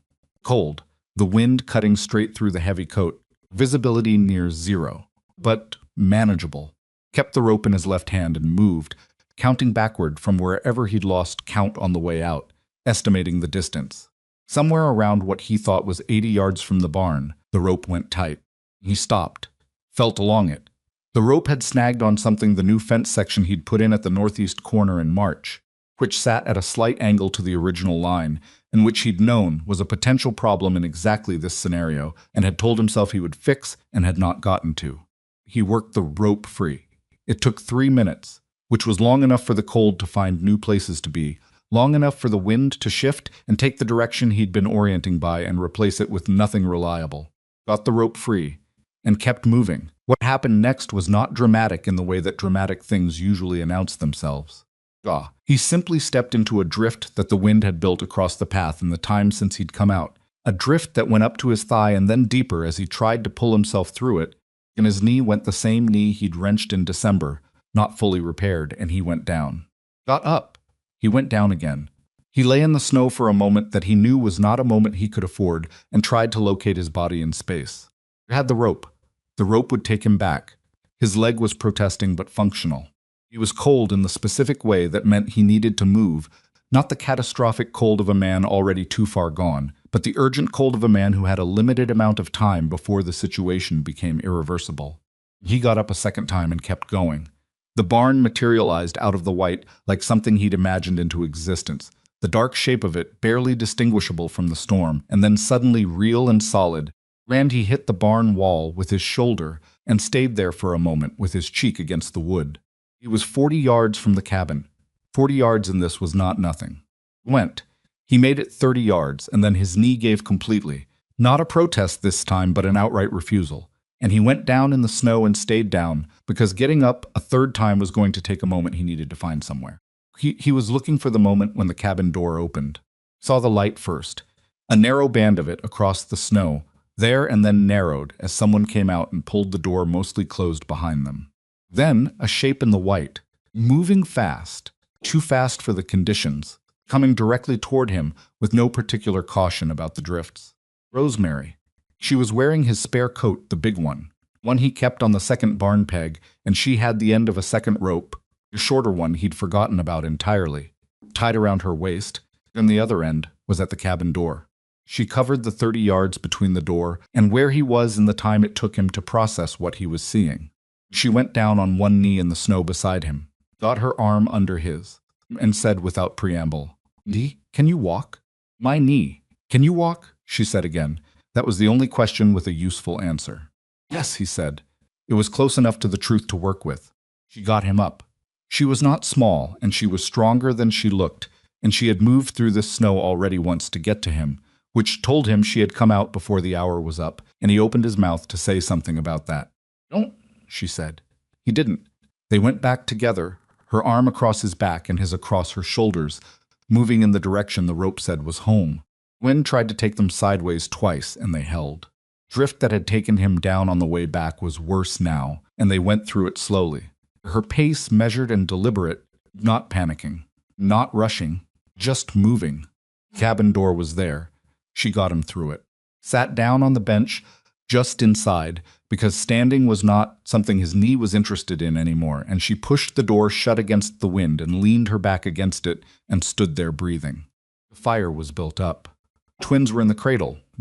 Both asleep, which meant she had put them down before she came out for him, had planned it, gotten them settled, and then come, which meant she had watched the window and known before the hour ran out that she was going to need to go.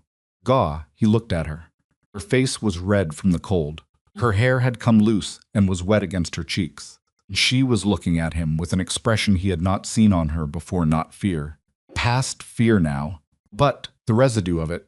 Particular quality of someone who has just done the difficult thing and is now on the other side of it processing what it cost. Came out early, he said. The wind shifted, she said.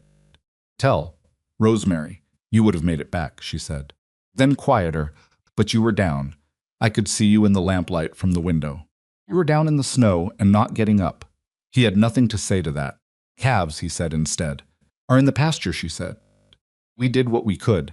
The fence is as strong as it's going to be. Corner post is better than it was. She pushed off from the door and came to look at his knee, crouching down the way she crouched when she was assessing something that needed assessing. The same one? Yes. You need to wrap it. I know. I'll do it. She wrapped it. She was efficient about it and not rough, and she did not tell him he should have been more careful, which he appreciated, because he already knew it and saying it wouldn't change the knee. When she was done, she sat back and looked at him. The fire was loud in the quiet the storm had made around the cabin.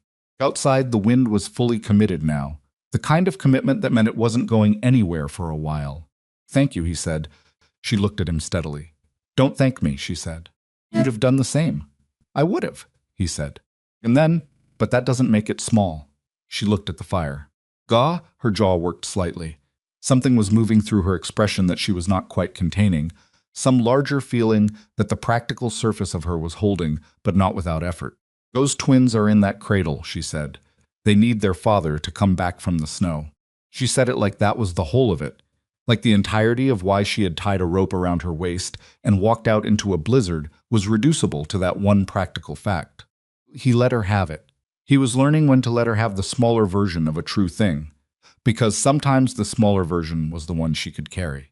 But he looked at her in the firelight, this woman with the wet hair and the red cheeks and the rope still at her waist because she hadn't untied it yet. He knew as clearly as he'd known anything in a long time that what she had just done was not small. Not even close. The storm pressed against every wall of the cabin. The fire held.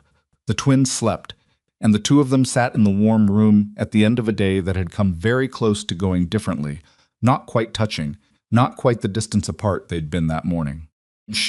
Something had shifted in the hours since he'd walked out with the rope over his shoulder, and they both knew it, and neither of them said so because there were no words for it yet that were accurate enough to be worth saying. Outside, the blizzard reached the full height of what it had been building toward all day, and Blackthorn Ranch disappeared into the white. The storm did not let up until the third day. Not the wind eased on the second afternoon, dropped to something that was merely persistent rather than punishing. Don Ethan stood at the window and watched the snow it had redistributed across the yard and did the math on firewood and food and came up with numbers that were uncomfortable but not impossible. Snow itself kept coming, not the blizzard intensity of the first night, when the whole world outside the cabin walls had ceased to exist, but steady, purposeful, kind of snowfall that accumulates without drama and is worse for it because you stop watching it the way you watch dramatic things. His knee had swollen overnight to a size that made his boot difficult to get on and walking a negotiation. Rosemary had rewrapped it in the morning without comment and told him to stay off it as much as possible, which was advice he took selectively based on what needed doing. What needed doing on the first full day of being trapped was an accounting of where they stood. Firewood, enough for 4 days at normal use, 3 if the temperature stayed where it was. Rosemary had already started managing the fire differently, building it higher during the coldest parts of the day and letting it drop in the middle hours when the cabin held its warmth, and he'd watched her do this without interfering, because she Was right, and he knew it, and there was no useful contribution he could make to the conversation. Food, more complex. They had the dried beans, the stored squash from the garden, a portion of salt pork that was adequate, flour for bread, and the dried kale Rosemary had put up in August. They had, by Rosemary's accounting, done over the kitchen that morning, while Ethan sat at the table with his knee elevated and felt useless. Enough for 8 to 10 days if they were careful. They would need to be careful. Water was not a problem as long as the snow kept coming, which it would. The ice could be melted. The twins were the wild variable. Were healthy, neither of them had developed the cold that had worried Rosemary earlier in the fall, and both seemed unbothered by the storm in the specific way of very young children who do not yet understand what outside weather means. But they were active now, walking, getting into things, requiring a level of management that did not pause for blizzards or strained knees or the particular exhausted tension of two adults who had spent the previous night being grateful they were both still alive and not quite knowing how to talk to each other about it. Clara had discovered the firewood stack along the east wall and had strong opinions about rearranging it. James had found a gap under the kitchen bench that he could fit into and emerged from regularly to the visible satisfaction of no one but himself. His life in a small cabin with 2 one-year-olds during a 3-day blizzard was not the kind of thing that left a person much time for quiet reckoning, which was, Ethan suspected, not entirely a bad thing. On the second day, the firewood calculation became urgent in a way that moved it from background worry to immediate problem. Temperature dropped overnight to a level he hadn't seen since the February of 3 years prior, when he'd lost 2 horses and a section of the barn roof and had spent a week afterward rebuilding with borrowed lumber and cold hands. Cabin held its heat well. It was solid construction. The thinking of a man who had understood Montana winters but holding heat at this temperature required the fire to stay higher than their supply could comfortably sustain. He told Rosemary the number in the morning.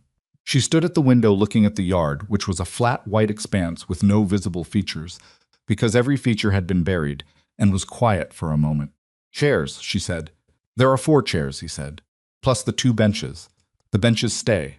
She turned from the window. 2 of them. The ones that are oldest. He looked at the chairs. 4 of them. Mismatched. Accumulated over years too, he'd brought from his family home when he'd started the ranch. One he'd made himself in the second winter, and which was frankly not his best work, and one that had been Eleanor's.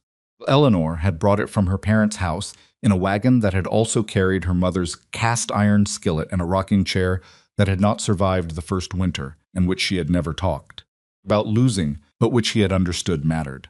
Eleanor's chair was the one by the fire, the one Rosemary used every evening, one he had watched Rosemary sit in from the first week, and had not said anything about because there was nothing to say. It was a chair. It was the best position in the room. Rosemary used it because it was practical. But Eleanor had chosen that chair out of everything they owned to bring from Missouri. And it meant something. Rosemary knew it meant something, because Rosemary knew most things she hadn't been directly told. "Not that one," he said. Rosemary looked at him, then she looked at the chair, then back at him, and her expression was the careful, reading one. "All right," she said. "The one you made and the old one from the corner. Broke them up himself. It felt right to do it himself."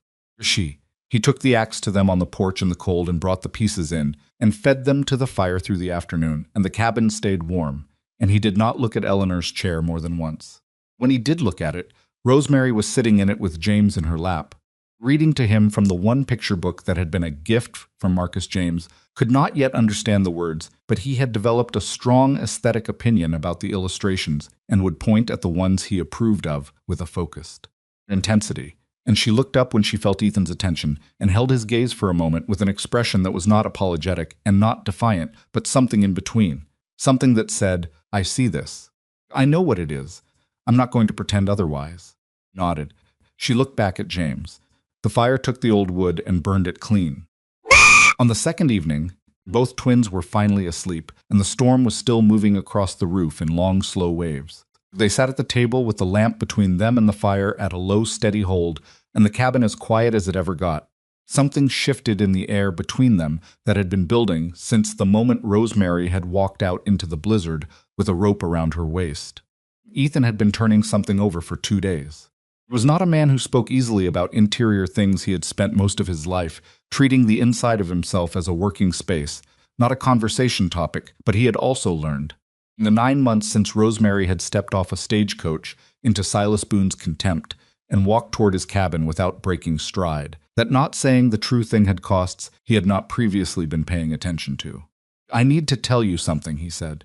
She looked up from the sock she was darning. She had taken up the habit of darning in the evenings, not because it particularly needed doing, but because her hands needed something when her mind was still running. "Eleanor and I were not unhappy," he said.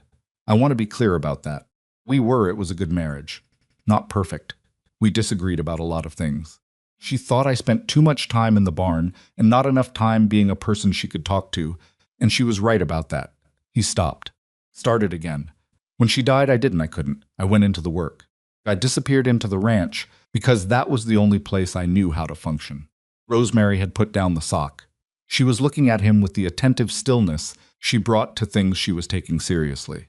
"Twins," he said, and his voice had something rough in it that he didn't try to smooth out. "I loved them, and I didn't know how to be with them. But I didn't know how to hold them without thinking about Eleanor. Everything about them was Eleanor, and I couldn't. I was not doing right by them." "You know that. You were doing the best you could," she said. "That's a kind way to say it. It's an accurate way to say it." "Wasn't enough," he said, "and I knew it. That's why I wrote the letter. Gah. Not because I was ready for another." He stopped again, because the sentence had more directions than he could manage at once. "I wrote the letter because I was failing my children, and I knew it, and I needed help, and that was the only way I could think of to ask for it." She was very quiet. "I didn't think about what it meant for whoever came," he said. "Yeah. I thought about what I needed and what the ranch needed and what the twins needed, and I didn't think about the person who was going to arrive with one trunk and find herself in the middle of all of it." He looked at the table. That wasn't right. Rosemary was quiet for long enough that he looked up. Her expression was something he hadn't seen in exactly this form before, open, in a way she generally wasn't. Careful surface of her worn, thinner than usual by 3 days of being trapped in the same 4 walls with the same person. By the accumulated weight of what had happened in the snow 2 nights ago.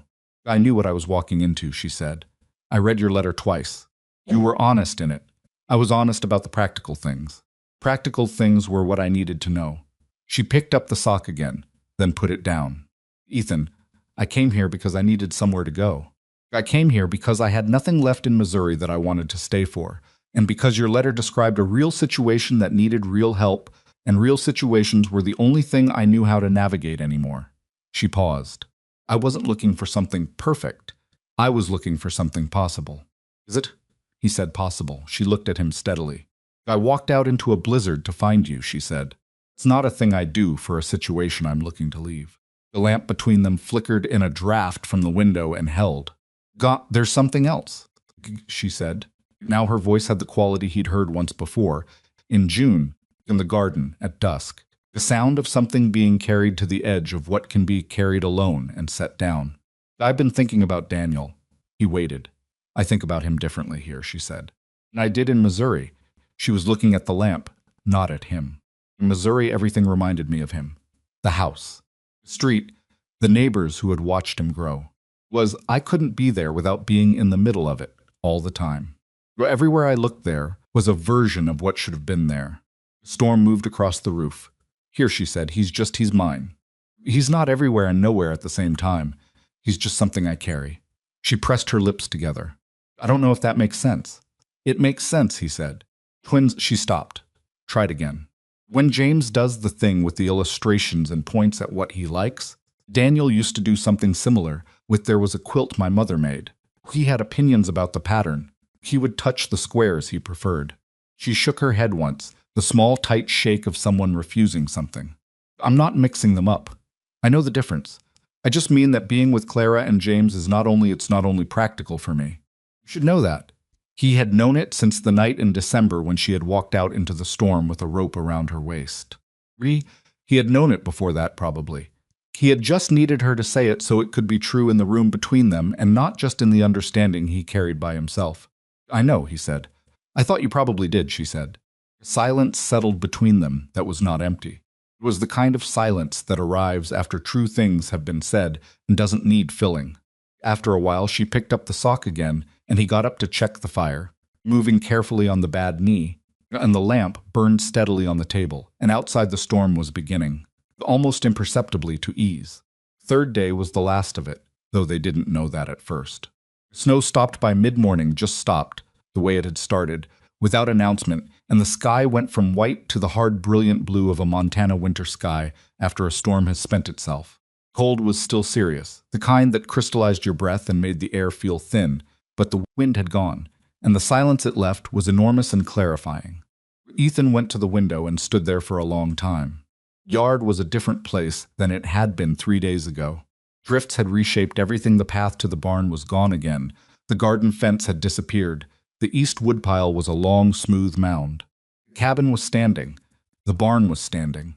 Smoke from the chimney was going straight up into the blue sky, which meant no wind, which meant the worst was past. "Stopped," he said. Rosemary came to stand beside him.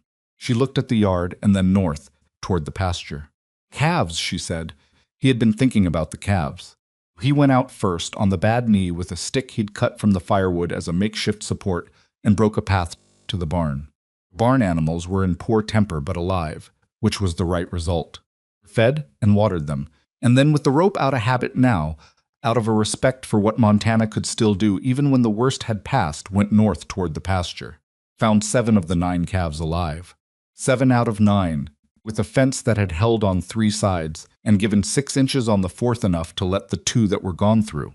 Probably, during the worst of the first night, and there was no finding them now. He stood in the pasture with the 7 living ones moving cautiously around him, their breath clouding in the cold air.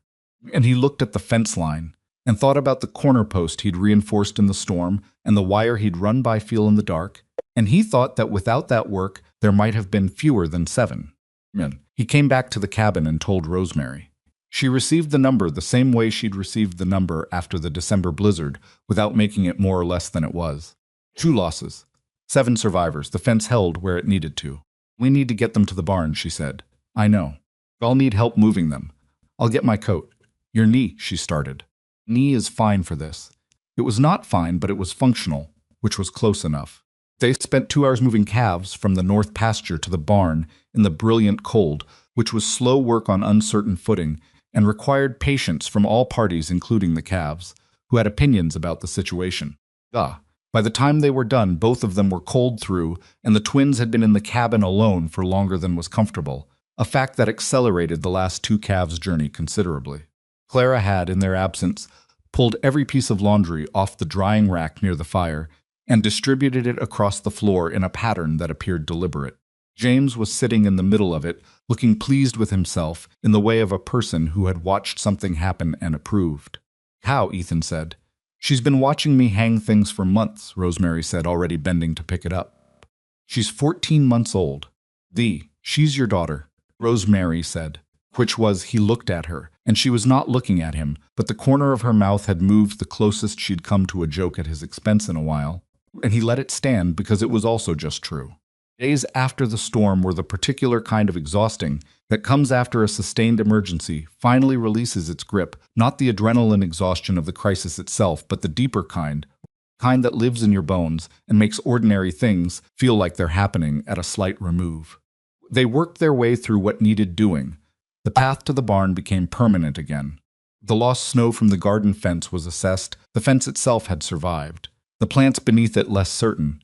But the kale was still standing, and the root vegetables in the cellar were untouched. Cattle in the main pasture were in reasonable shape.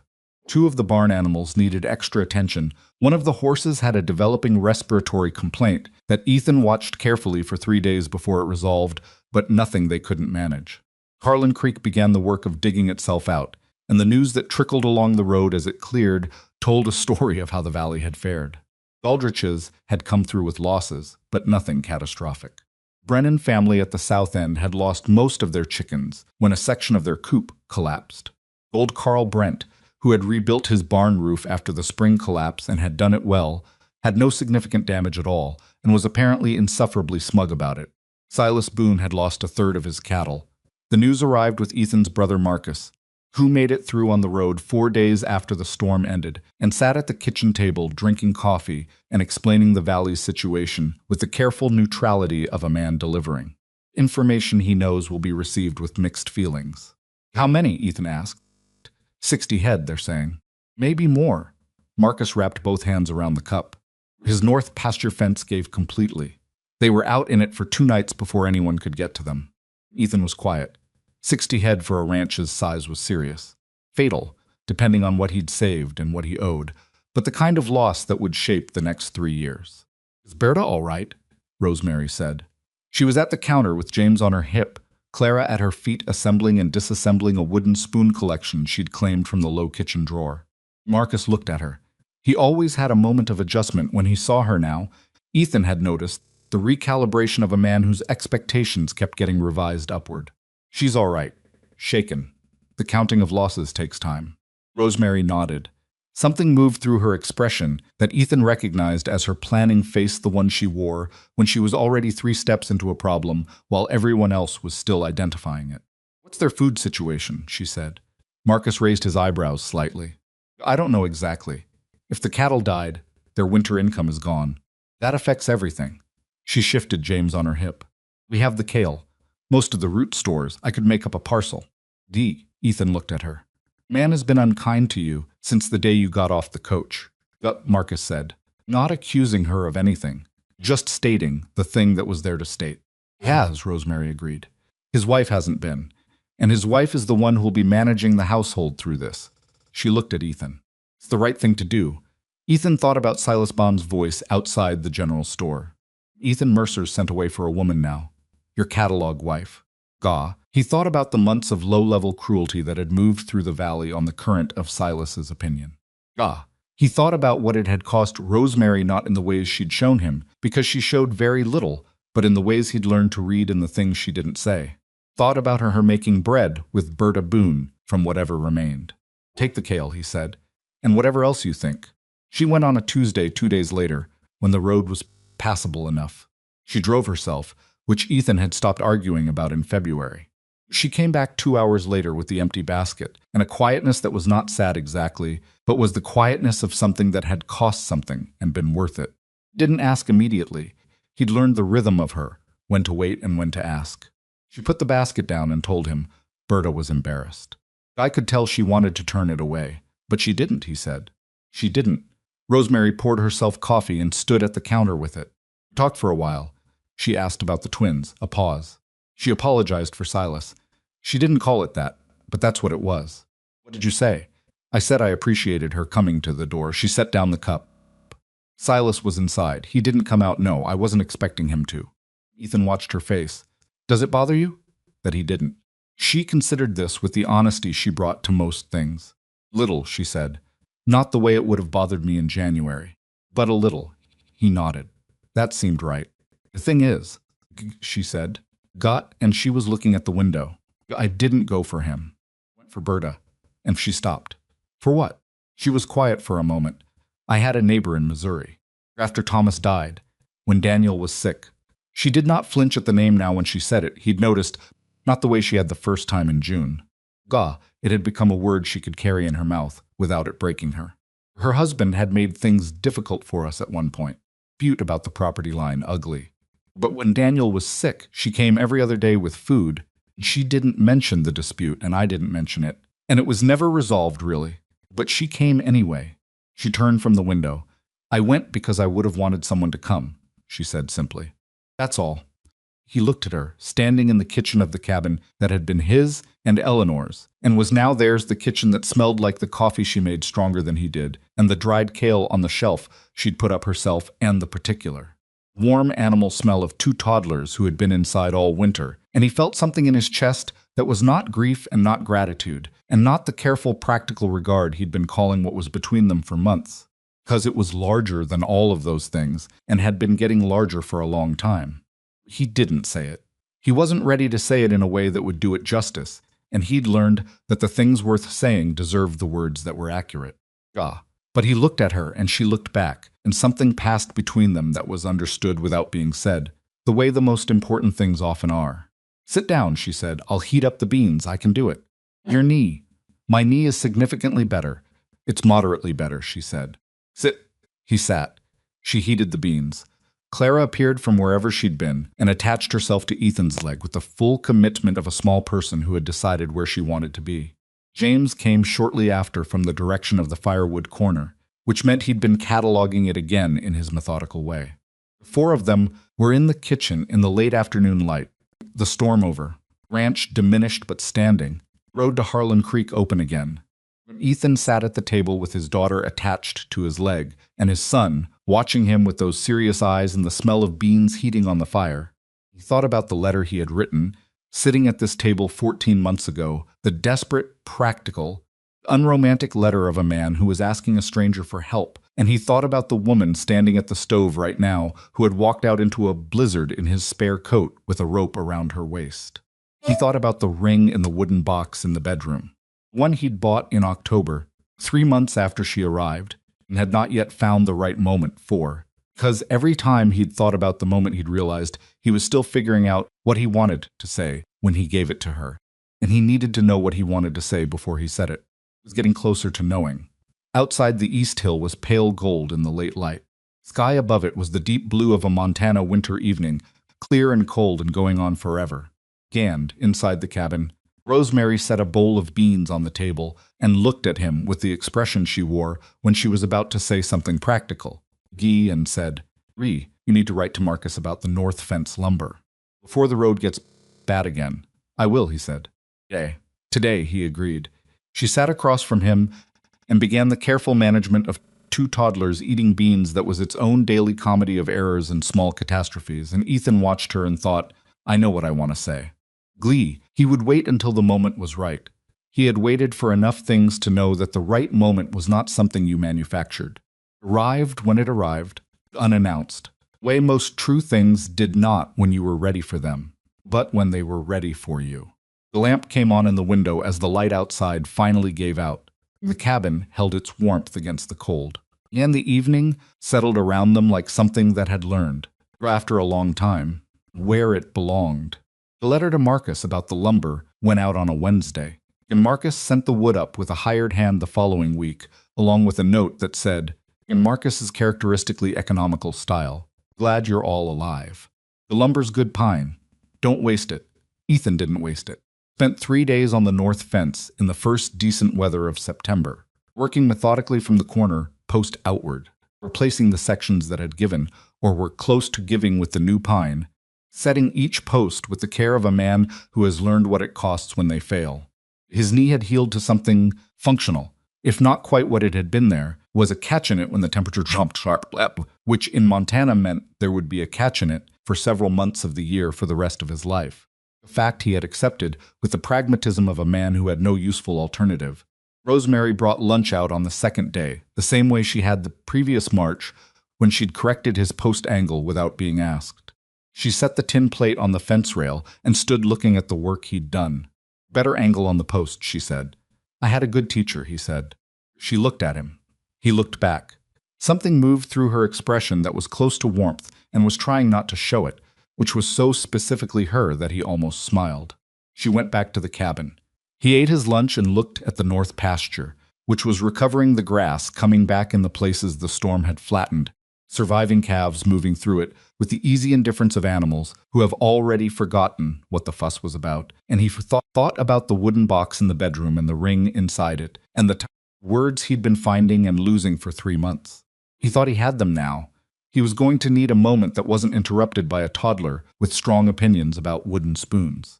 The moment arrived, as moments do, not at all the way he'd imagined it. It was an ordinary evening in the second week of September. Twins were in bed, both of them down at the same time, which happened rarely enough to feel like a gift, and the cabin was in the particular quiet of a house that has been loud all day and has finally exhaled. Rosemary was sitting in Eleanor's chair by the fire, not darning, not doing anything, just sitting with her coffee going cool in her hands and her eyes on the middle distance. He had been watching her without intending to, the way you watch someone when they don't know they're being watched and you see something true. She looked tired, not the bone tired of the blizzard days, not the functional exhaustion of the early months. This was a quieter kind, the tiredness of a person who has been carrying something for a long time and has put most of it down, and is only now feeling the weight of what carrying it had cost. Got up, went to the bedroom. came back with a wooden box. D. She heard him come back and looked up, and her eyes went to the box, and something shifted in her face recognition, and something underneath it that was more complicated. Sat down across from her. Not at the table. In the other chair, close to the fire. He held the box, but didn't open it yet. I've been trying to find the right words for this since October, he said. She waited. She was good at waiting. I'm not going to tell you this is something it isn't, he said. I'm not going to say it's the marriage either of us imagined when we were young. 'Cause it isn't. We both know what we came from and what it cost us to get here. She was very still. What I want to say, he said, and he kept his eyes on hers, because this deserved to be said directly, is that the woman I sent for and the woman who arrived were not the same person. I sent for someone to help keep my household alive. The woman who arrived walked into a blizzard to find me and didn't come back until she had me. Jaw tightened slightly. The firelight made it visible. I want to give you this properly, he said. Not because the piece of paper required it. Not because of the arrangement. Because you are. You are the reason this ranch is still standing, and those children are healthy, and I am a better father than I was a year ago. Yeah, and I've been carrying this box around for 3 months, trying to find words that were accurate enough, and I think the most accurate thing I can say is that I would like you to stay. Not because you have to, because I want you here. Open the box. The ring was simple. He had not been able to afford elaborate, and had not tried to pretend otherwise a plain gold band, the best he could get at the jeweler in Harlan Creek, which had cost him more than he'd told Rosemary when she'd reviewed the household accounts that month, a rare concealment. She looked at it for a long moment. You already gave me a ring, she said. Her voice was not entirely steady. That one was for the justice of the peace, he said. This one is for you. She looked at him. Her eyes were bright in a way she was controlling, barely. I'm not easy to live with, she said. I know that. I have opinions about fence posts, I've noticed. Post angles. Rosemary. She looked at the ring. She reached out and took it from the box. Not the way he'd imagined. He'd imagined her giving him her hand and him putting it on, which was the ceremony of it, but she picked it up herself and turned it in her fingers, examining it the way she examined things she was deciding about, put it on her own finger. Left hand. Next to nothing, because she wore his ring on her right. She looked at it there. All right, she said. It was not the declaration of a woman in a novel. It was the response of a woman who had learned that the truest things didn't require ornamentation, who had lived long enough in real circumstances to know that all right said with full weight was worth more than 100 prettier words said without it. Reached across and put his hand over hers. Both of them there in the firelight, the ring on her finger, the box empty in his other hand. Stayed like that for a while. Outside, the September night was cool and clear, the stars the kind that only appear at altitude in the absence of clouds, brilliant and indifferent, and going on past any distance that mattered. Silas Boone came to Blackthorn Ranch on a Saturday in October. Ethan saw the wagon coming up the creek road and stood at the window for a moment identifying it before he said anything. Then he said, Silas Boone's coming, and left it at that. Rosemary came to the window, looked, went back to what she'd been doing, which was making bread from a batch she'd been working since morning. I'll finish this, she said. You go out. He went out. Silas climbed down from the wagon with the careful movements of a man whose winter had left marks on him. It was thinner than he'd been. The cattle losses had done what they did not broken him. Silas Boone was not a man who broke easily, but worn him down to something closer to his actual size. Particular inflation of a man who has always had enough was gone, and what was left was just a man in his 50s who had had a hard year. He held a sack. Ethan stood at the gate and waited. Silas stopped a few feet away. He looked at Ethan and then at the cabin and then back at Ethan, and he did the thing that Ethan had not expected from him. He didn't preamble it. I was wrong about her, he said. I said things I shouldn't have said. I said them publicly, and I kept on saying them when I should have stopped. He held out the sack. That's oats. It's not enough, but it's what I've got to spare right now. Ethan looked at the sack. He looked at Silas. There were things he could say. He had imagined this conversation in several versions over the past year, and in most of those versions he said some of them. Standing here in the October morning with the man actually in front of him, looking like what hard seasons make of people, the things he'd imagined saying felt like they belonged to an earlier version of himself, one who had needed them more. Took the sack. Come inside, he said. Silas looked like he hadn't expected that. There's coffee, Ethan said. They went inside. Rosemary looked up from the bread when they came in. She looked at Silas. Silas looked at her, and the look had none of the assessment in it that Ethan remembered from the street in December 2 years ago. It had something else, not quite shame. Something more functional than shame. The look of a man acknowledging a debt he can't fully pay, but intends to acknowledge anyway. "Mrs. Mercer," he said. "Mr. Boone," she said, "sit down. Coffee's fresh." She poured him coffee and put bread on the table, the fresh bread, still warm, which she had not needed to do, and which she did without comment, and Clara immediately appeared from the direction of the firewood corner, where she'd been conducting some investigation, saw a stranger at the table, and climbed directly onto the bench beside him, with the total social confidence of an 18-month-old who has no category for intimidating. Silas looked at her. Clara looked at him with the focused assessment she applied to new people, decided he was acceptable, and put her hand on his arm. Something happened in Silas Boone's face that Ethan had never seen there before. Something that had to do with being touched without suspicion by a small person who had no reason to offer it. "Friendly," Silas said. His voice had gone slightly rough. She's indiscriminate," Rosemary said, which was accurate, and Silas almost smiled. James appeared, assessed the situation from a distance with his characteristic deliberation, and went back to whatever he'd been doing. This was also accurate to his character. They drank coffee. Silas talked about the losses, plainly, the way men talk about things when they've stopped pretending they didn't happen. Saved 40 head from the 60 lost, which was what he had to build from. Berta was well. The ranch would survive, but the next 2 years would be lean. Rosemary listened. She asked 2 questions that were practical and useful, and showed she understood cattle ranching better than Silas had apparently expected, because he looked at her when she asked them with a recalibrated expression. When he left, he paused at the door and looked at her directly. "My wife said you brought things after the storm," he said. "When we were short." "Berta would have done the same," Rosemary said. "She would," he agreed. "But you didn't have cause to." Rosemary was quiet for a moment. "I had cause," she said. "Just wasn't the kind you were probably thinking of." Nodded slowly. He put on his hat. He went out. Ethan stood at the window and watched Silas's wagon go back down the creek road, and thought about the year that had led to this moment, the particular accumulation of difficulty and loss and stubborn continuing that had brought 2 people who'd hurt each other's household to a table with fresh bread between them. "You didn't have to feed him," he said. "No," she agreed. She was needing the next batch. "But Berta'll hear about it, and it'll mean something to her." Clara liked him, which is usually a decent sign. "Clara likes the barn cats." "The barn cats are good judges of character," she said.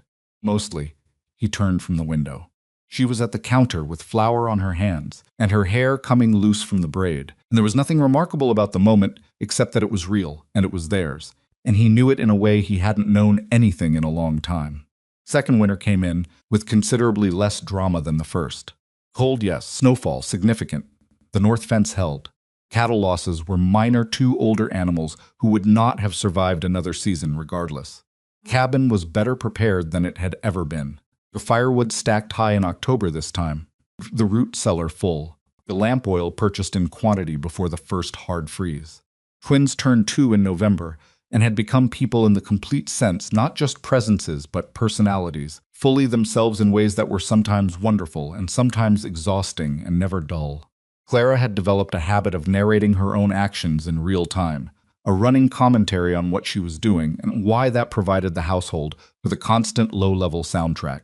James had become intensely interested in how things were built, taking apart anything he could reach and studying the pieces with the seriousness of an engineer, which was charming until it was the bread tin or the boot latch. Ethan had gotten better at being a father. Not perfect, he still went to the barn at odd hours when the interior of the cabin felt like more than he could hold, still found the active emotional labor of 2 toddlers more difficult than any physical work the ranch demanded. But he had gotten better. He knew their sounds now the way he knew the sounds of the ranch, the difference between Clara's frustrated cry and her hurt cry and the particular sound she made when she was overtired and fighting it. He knew that James ate better when he was left to eat at his own pace without commentary. He knew which songs worked at bedtime, even though he still sang them badly. And he had stopped being embarrassed about the singing, because Rosemary had told him once, without particular warmth, that the twins didn't care how it sounded, cared that it was him, and that had been the end of his self-consciousness about it. He went up to the East Hill on Sundays when the weather allowed. Sometimes Rosemary came. Not every time she had a sense for when he needed to go alone, but sometimes she would appear beside him on the path without announcement, and they would walk up together and stand for a while in whatever the weather was doing and come back down. She had not asked him to stop going. She had not made it a subject. She had simply, over time, become someone who was present in that part of his life too, which was different from intruding on it. He had thought about Eleanor a lot in the first year. Still thought about her. But the thinking had changed shape the way Rosemary had said grief changes shape, not smaller, not less true, but differently arranged.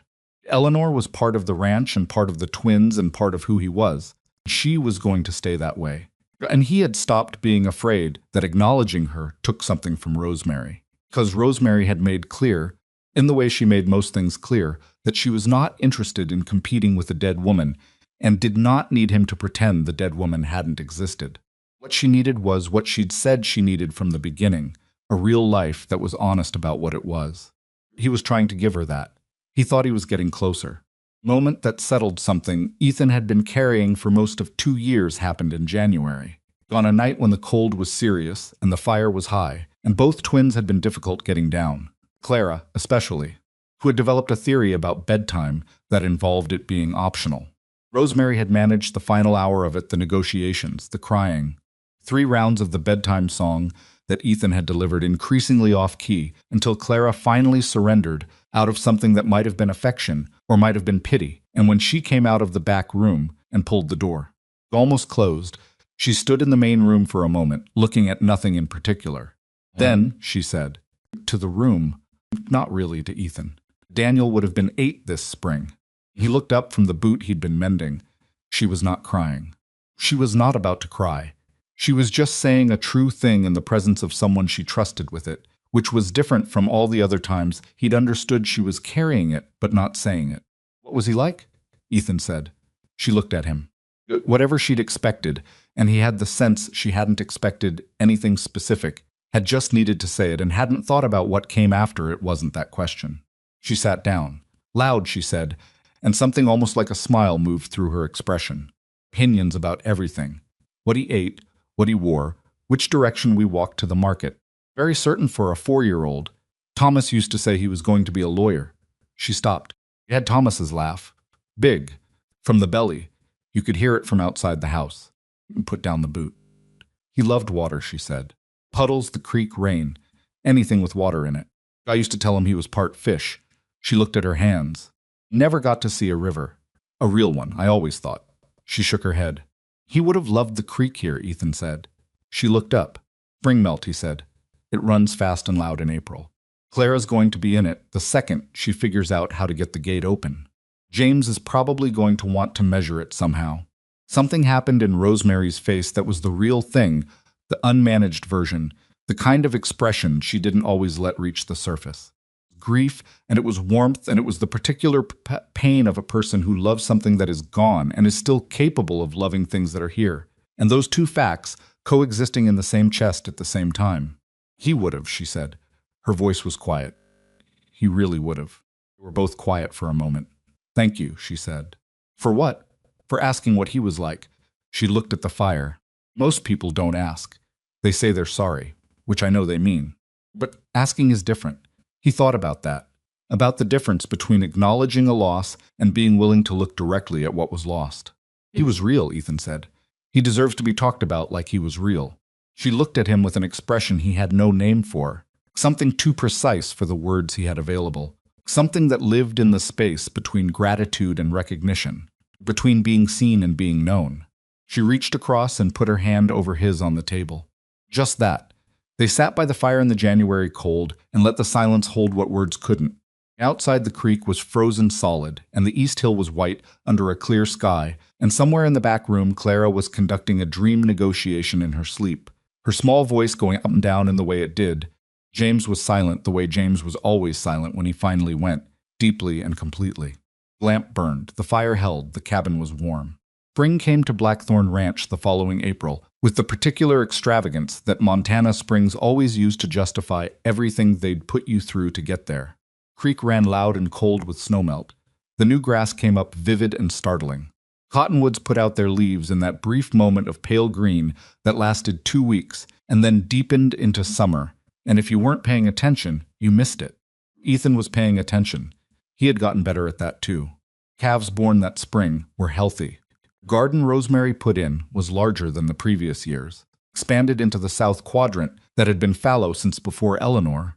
She had recruited Clara as assistant soil tester, which Clara took seriously in the way she took most things seriously, with full physical commitment. James walked the rows behind them with his hands behind his back like a small foreman conducting an inspection, which made Rosemary laugh. The real kind that came from the belly. Valley rebuilt itself, slowly, unevenly, with the persistence of people who have no alternative they'd accept. Aldrich's had a good calf crop. Old Carl Brent's barn roof, which had survived the second winter vindictively intact, became a point of local pride that Carl did not allow anyone to forget. Brennan family at the south end replaced their chicken coop with something that would survive a direct assault. And their daughter, who was 14, came to help Rosemary with the garden in exchange for being taught what Rosemary knew about putting things up for winter, which was considerable. Silas Boone rebuilt more slowly. Came through Blackthorn twice that spring, once for lumber he needed for a barn repair that Ethan had, and once for no stated reason that either of them acknowledged. Arriving with Berta and staying for the midday meal, which happened to include fresh bread and the preserved beans from last fall, and 2 toddlers who treated visitors with the cheerful democratic sociability of children who have been loved consistently and know it. Berta and Rosemary talked for 2 hours in the kitchen while the men assessed the north pasture fence, which Silas complimented without being asked, which was the closest he'd ever come to saying something gracious without a specific prompt. Driving home, Ethan heard, Berta told Silas that Rosemary Mercer was the most capable woman she'd met in 20 years in Montana. Silas had apparently said nothing, but he hadn't disagreed. There is a particular kind of love that doesn't arrive like weather. It doesn't announce itself. It doesn't sweep in from the north with a pressure change you can feel in your chest before you can name it. Builds the way the garden built slowly. In the dark, underground, before anything is visible. Then one morning you look, and it's there. And you can't say exactly when it happened, because it happened in all the ordinary moments between the moments you were paying attention to. Ethan understood this by the time the second spring was well underway. He had understood it in pieces for a long time.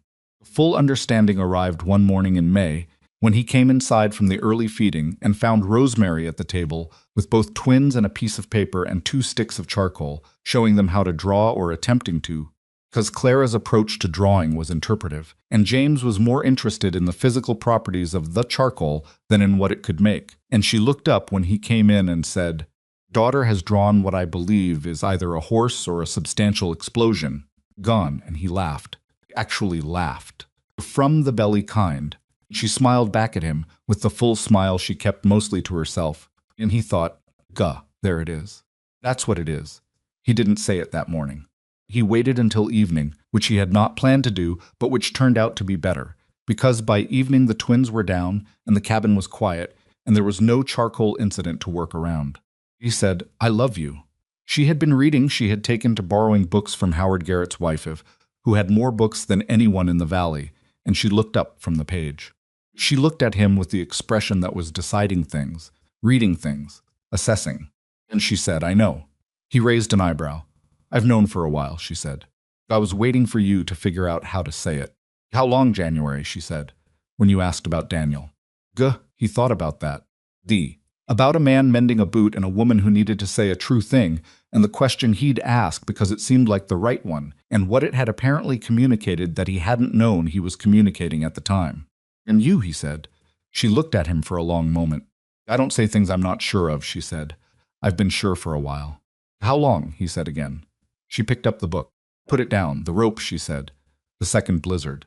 When you came back in and you were on the ground in the snow, and I had 20 yards to cover, and I wasn't—" She stopped, jaw set slightly. "I wasn't afraid for the arrangement. Wasn't afraid for the practical situation." She met his eyes. "I think you know what I was afraid for." He did. "I love you," she said. She said it the way she said true things, plainly, without decoration, directly at him. "I don't need you to make it more than it is. It's enough as it is." "It's more than enough," he said. She looked at him steadily. Something in her face that was not quite soft, because she was not quite a soft person, but open in the way she was open, only when she had decided something mattered enough to be seen. "Yes," she said. "It is." The Great Blizzard of 1886 became a story people told in the valley of Harlan Creek for years afterward. Every winter gathering, every table where the old-timers sat with coffee going cold, someone brought it up. Numbers they'd lost, the fences that had given, things burned to stay warm. Each telling had its own shape, its own emphasis on what had nearly been lost and what had managed to survive. Ethan heard the story told many times. He rarely contributed to the telling. He had his own version, and it didn't belong to a dinner table. His version started on a December afternoon with a stagecoach and a sky full of weather, and a woman stepping down onto frozen ground with one trunk and no complaints, walking past a man's contempt like it was a puddle she'd decided not to step in. It went through the long winter of that first year, the learning and the friction and the slow accumulation of a life that neither of them had planned and both of them had built anyway, from whatever they had available, which was not much but was real. Went through the August blizzard of the following year, a rope in the dark, a woman in a spare coat who had done the math and decided the hour wasn't up, but she was going anyway. Through an October afternoon with a sack of oats and fresh bread and a small child who climbed onto a stranger's bench and changed the temperature of the room. Through a January night and a name said aloud in a fire-lit kitchen, and two people sitting with the dead who were theirs, and the living who were theirs, and the understanding that you could hold both. His version of the story ended the way the best ones do not with resolution exactly. Because life in Montana didn't resolve. It continued. Always with more to do and more weather coming, but with a particular morning in the May of the second spring. He was at the north fence. Good pine fence that had held, and he could see the cabin from where he stood. Smoke going up from the chimney, garden taking shape along the south wall, two small figures in the yard that he could identify without being able to see their faces. Clara's characteristic forward momentum walk, James's measured deliberate pace behind her. A third figure, taller, coming out of the cabin door into the morning light, stopping to look out at the pasture, one hand raised against the sun, looking north. The way she always looked north, the way a person looks who has learned to read what the sky is doing before it decides to do it. She saw him at the fence and raised her hand. Not a wave exactly. Just acknowledgement. "I see you, you're there." He raised his hand back. "Yeah." He looked at the fence and at the pasture and at the cattle moving through the new grass, and then he looked back at the cabin and the woman in the doorway and the two small people in the yard who were, in the complex and imperfect way of all true things, his family. He had not known, writing that letter 2 winters ago at Eleanor's table, in Eleanor's chair, what he was asking for. He had thought he was asking for practical help. He had thought he was making a transaction. He had thought that what he needed was someone competent and willing and honest, and that this would be enough, and he had been right that it would be enough, when he had been wrong about everything else. What he had been given was not a transaction. It was a person who had lost everything and kept going anyway, who had packed what remained of herself into a battered trunk and gotten on a stagecoach into the unknown, because staying where she was had become impossible, who had arrived at a stranger's door in a blizzard and walked straight inside and started fixing the draft problem.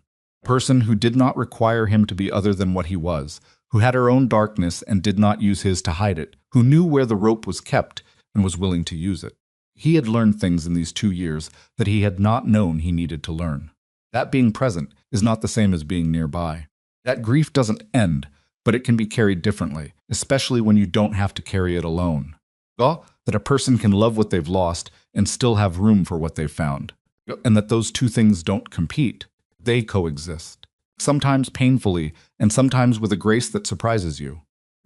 He had learned that a family is not a thing you have. It's a thing you keep making, out of ordinary days and hard winters and the decision, repeated every morning, to be there for the people who need you to be there.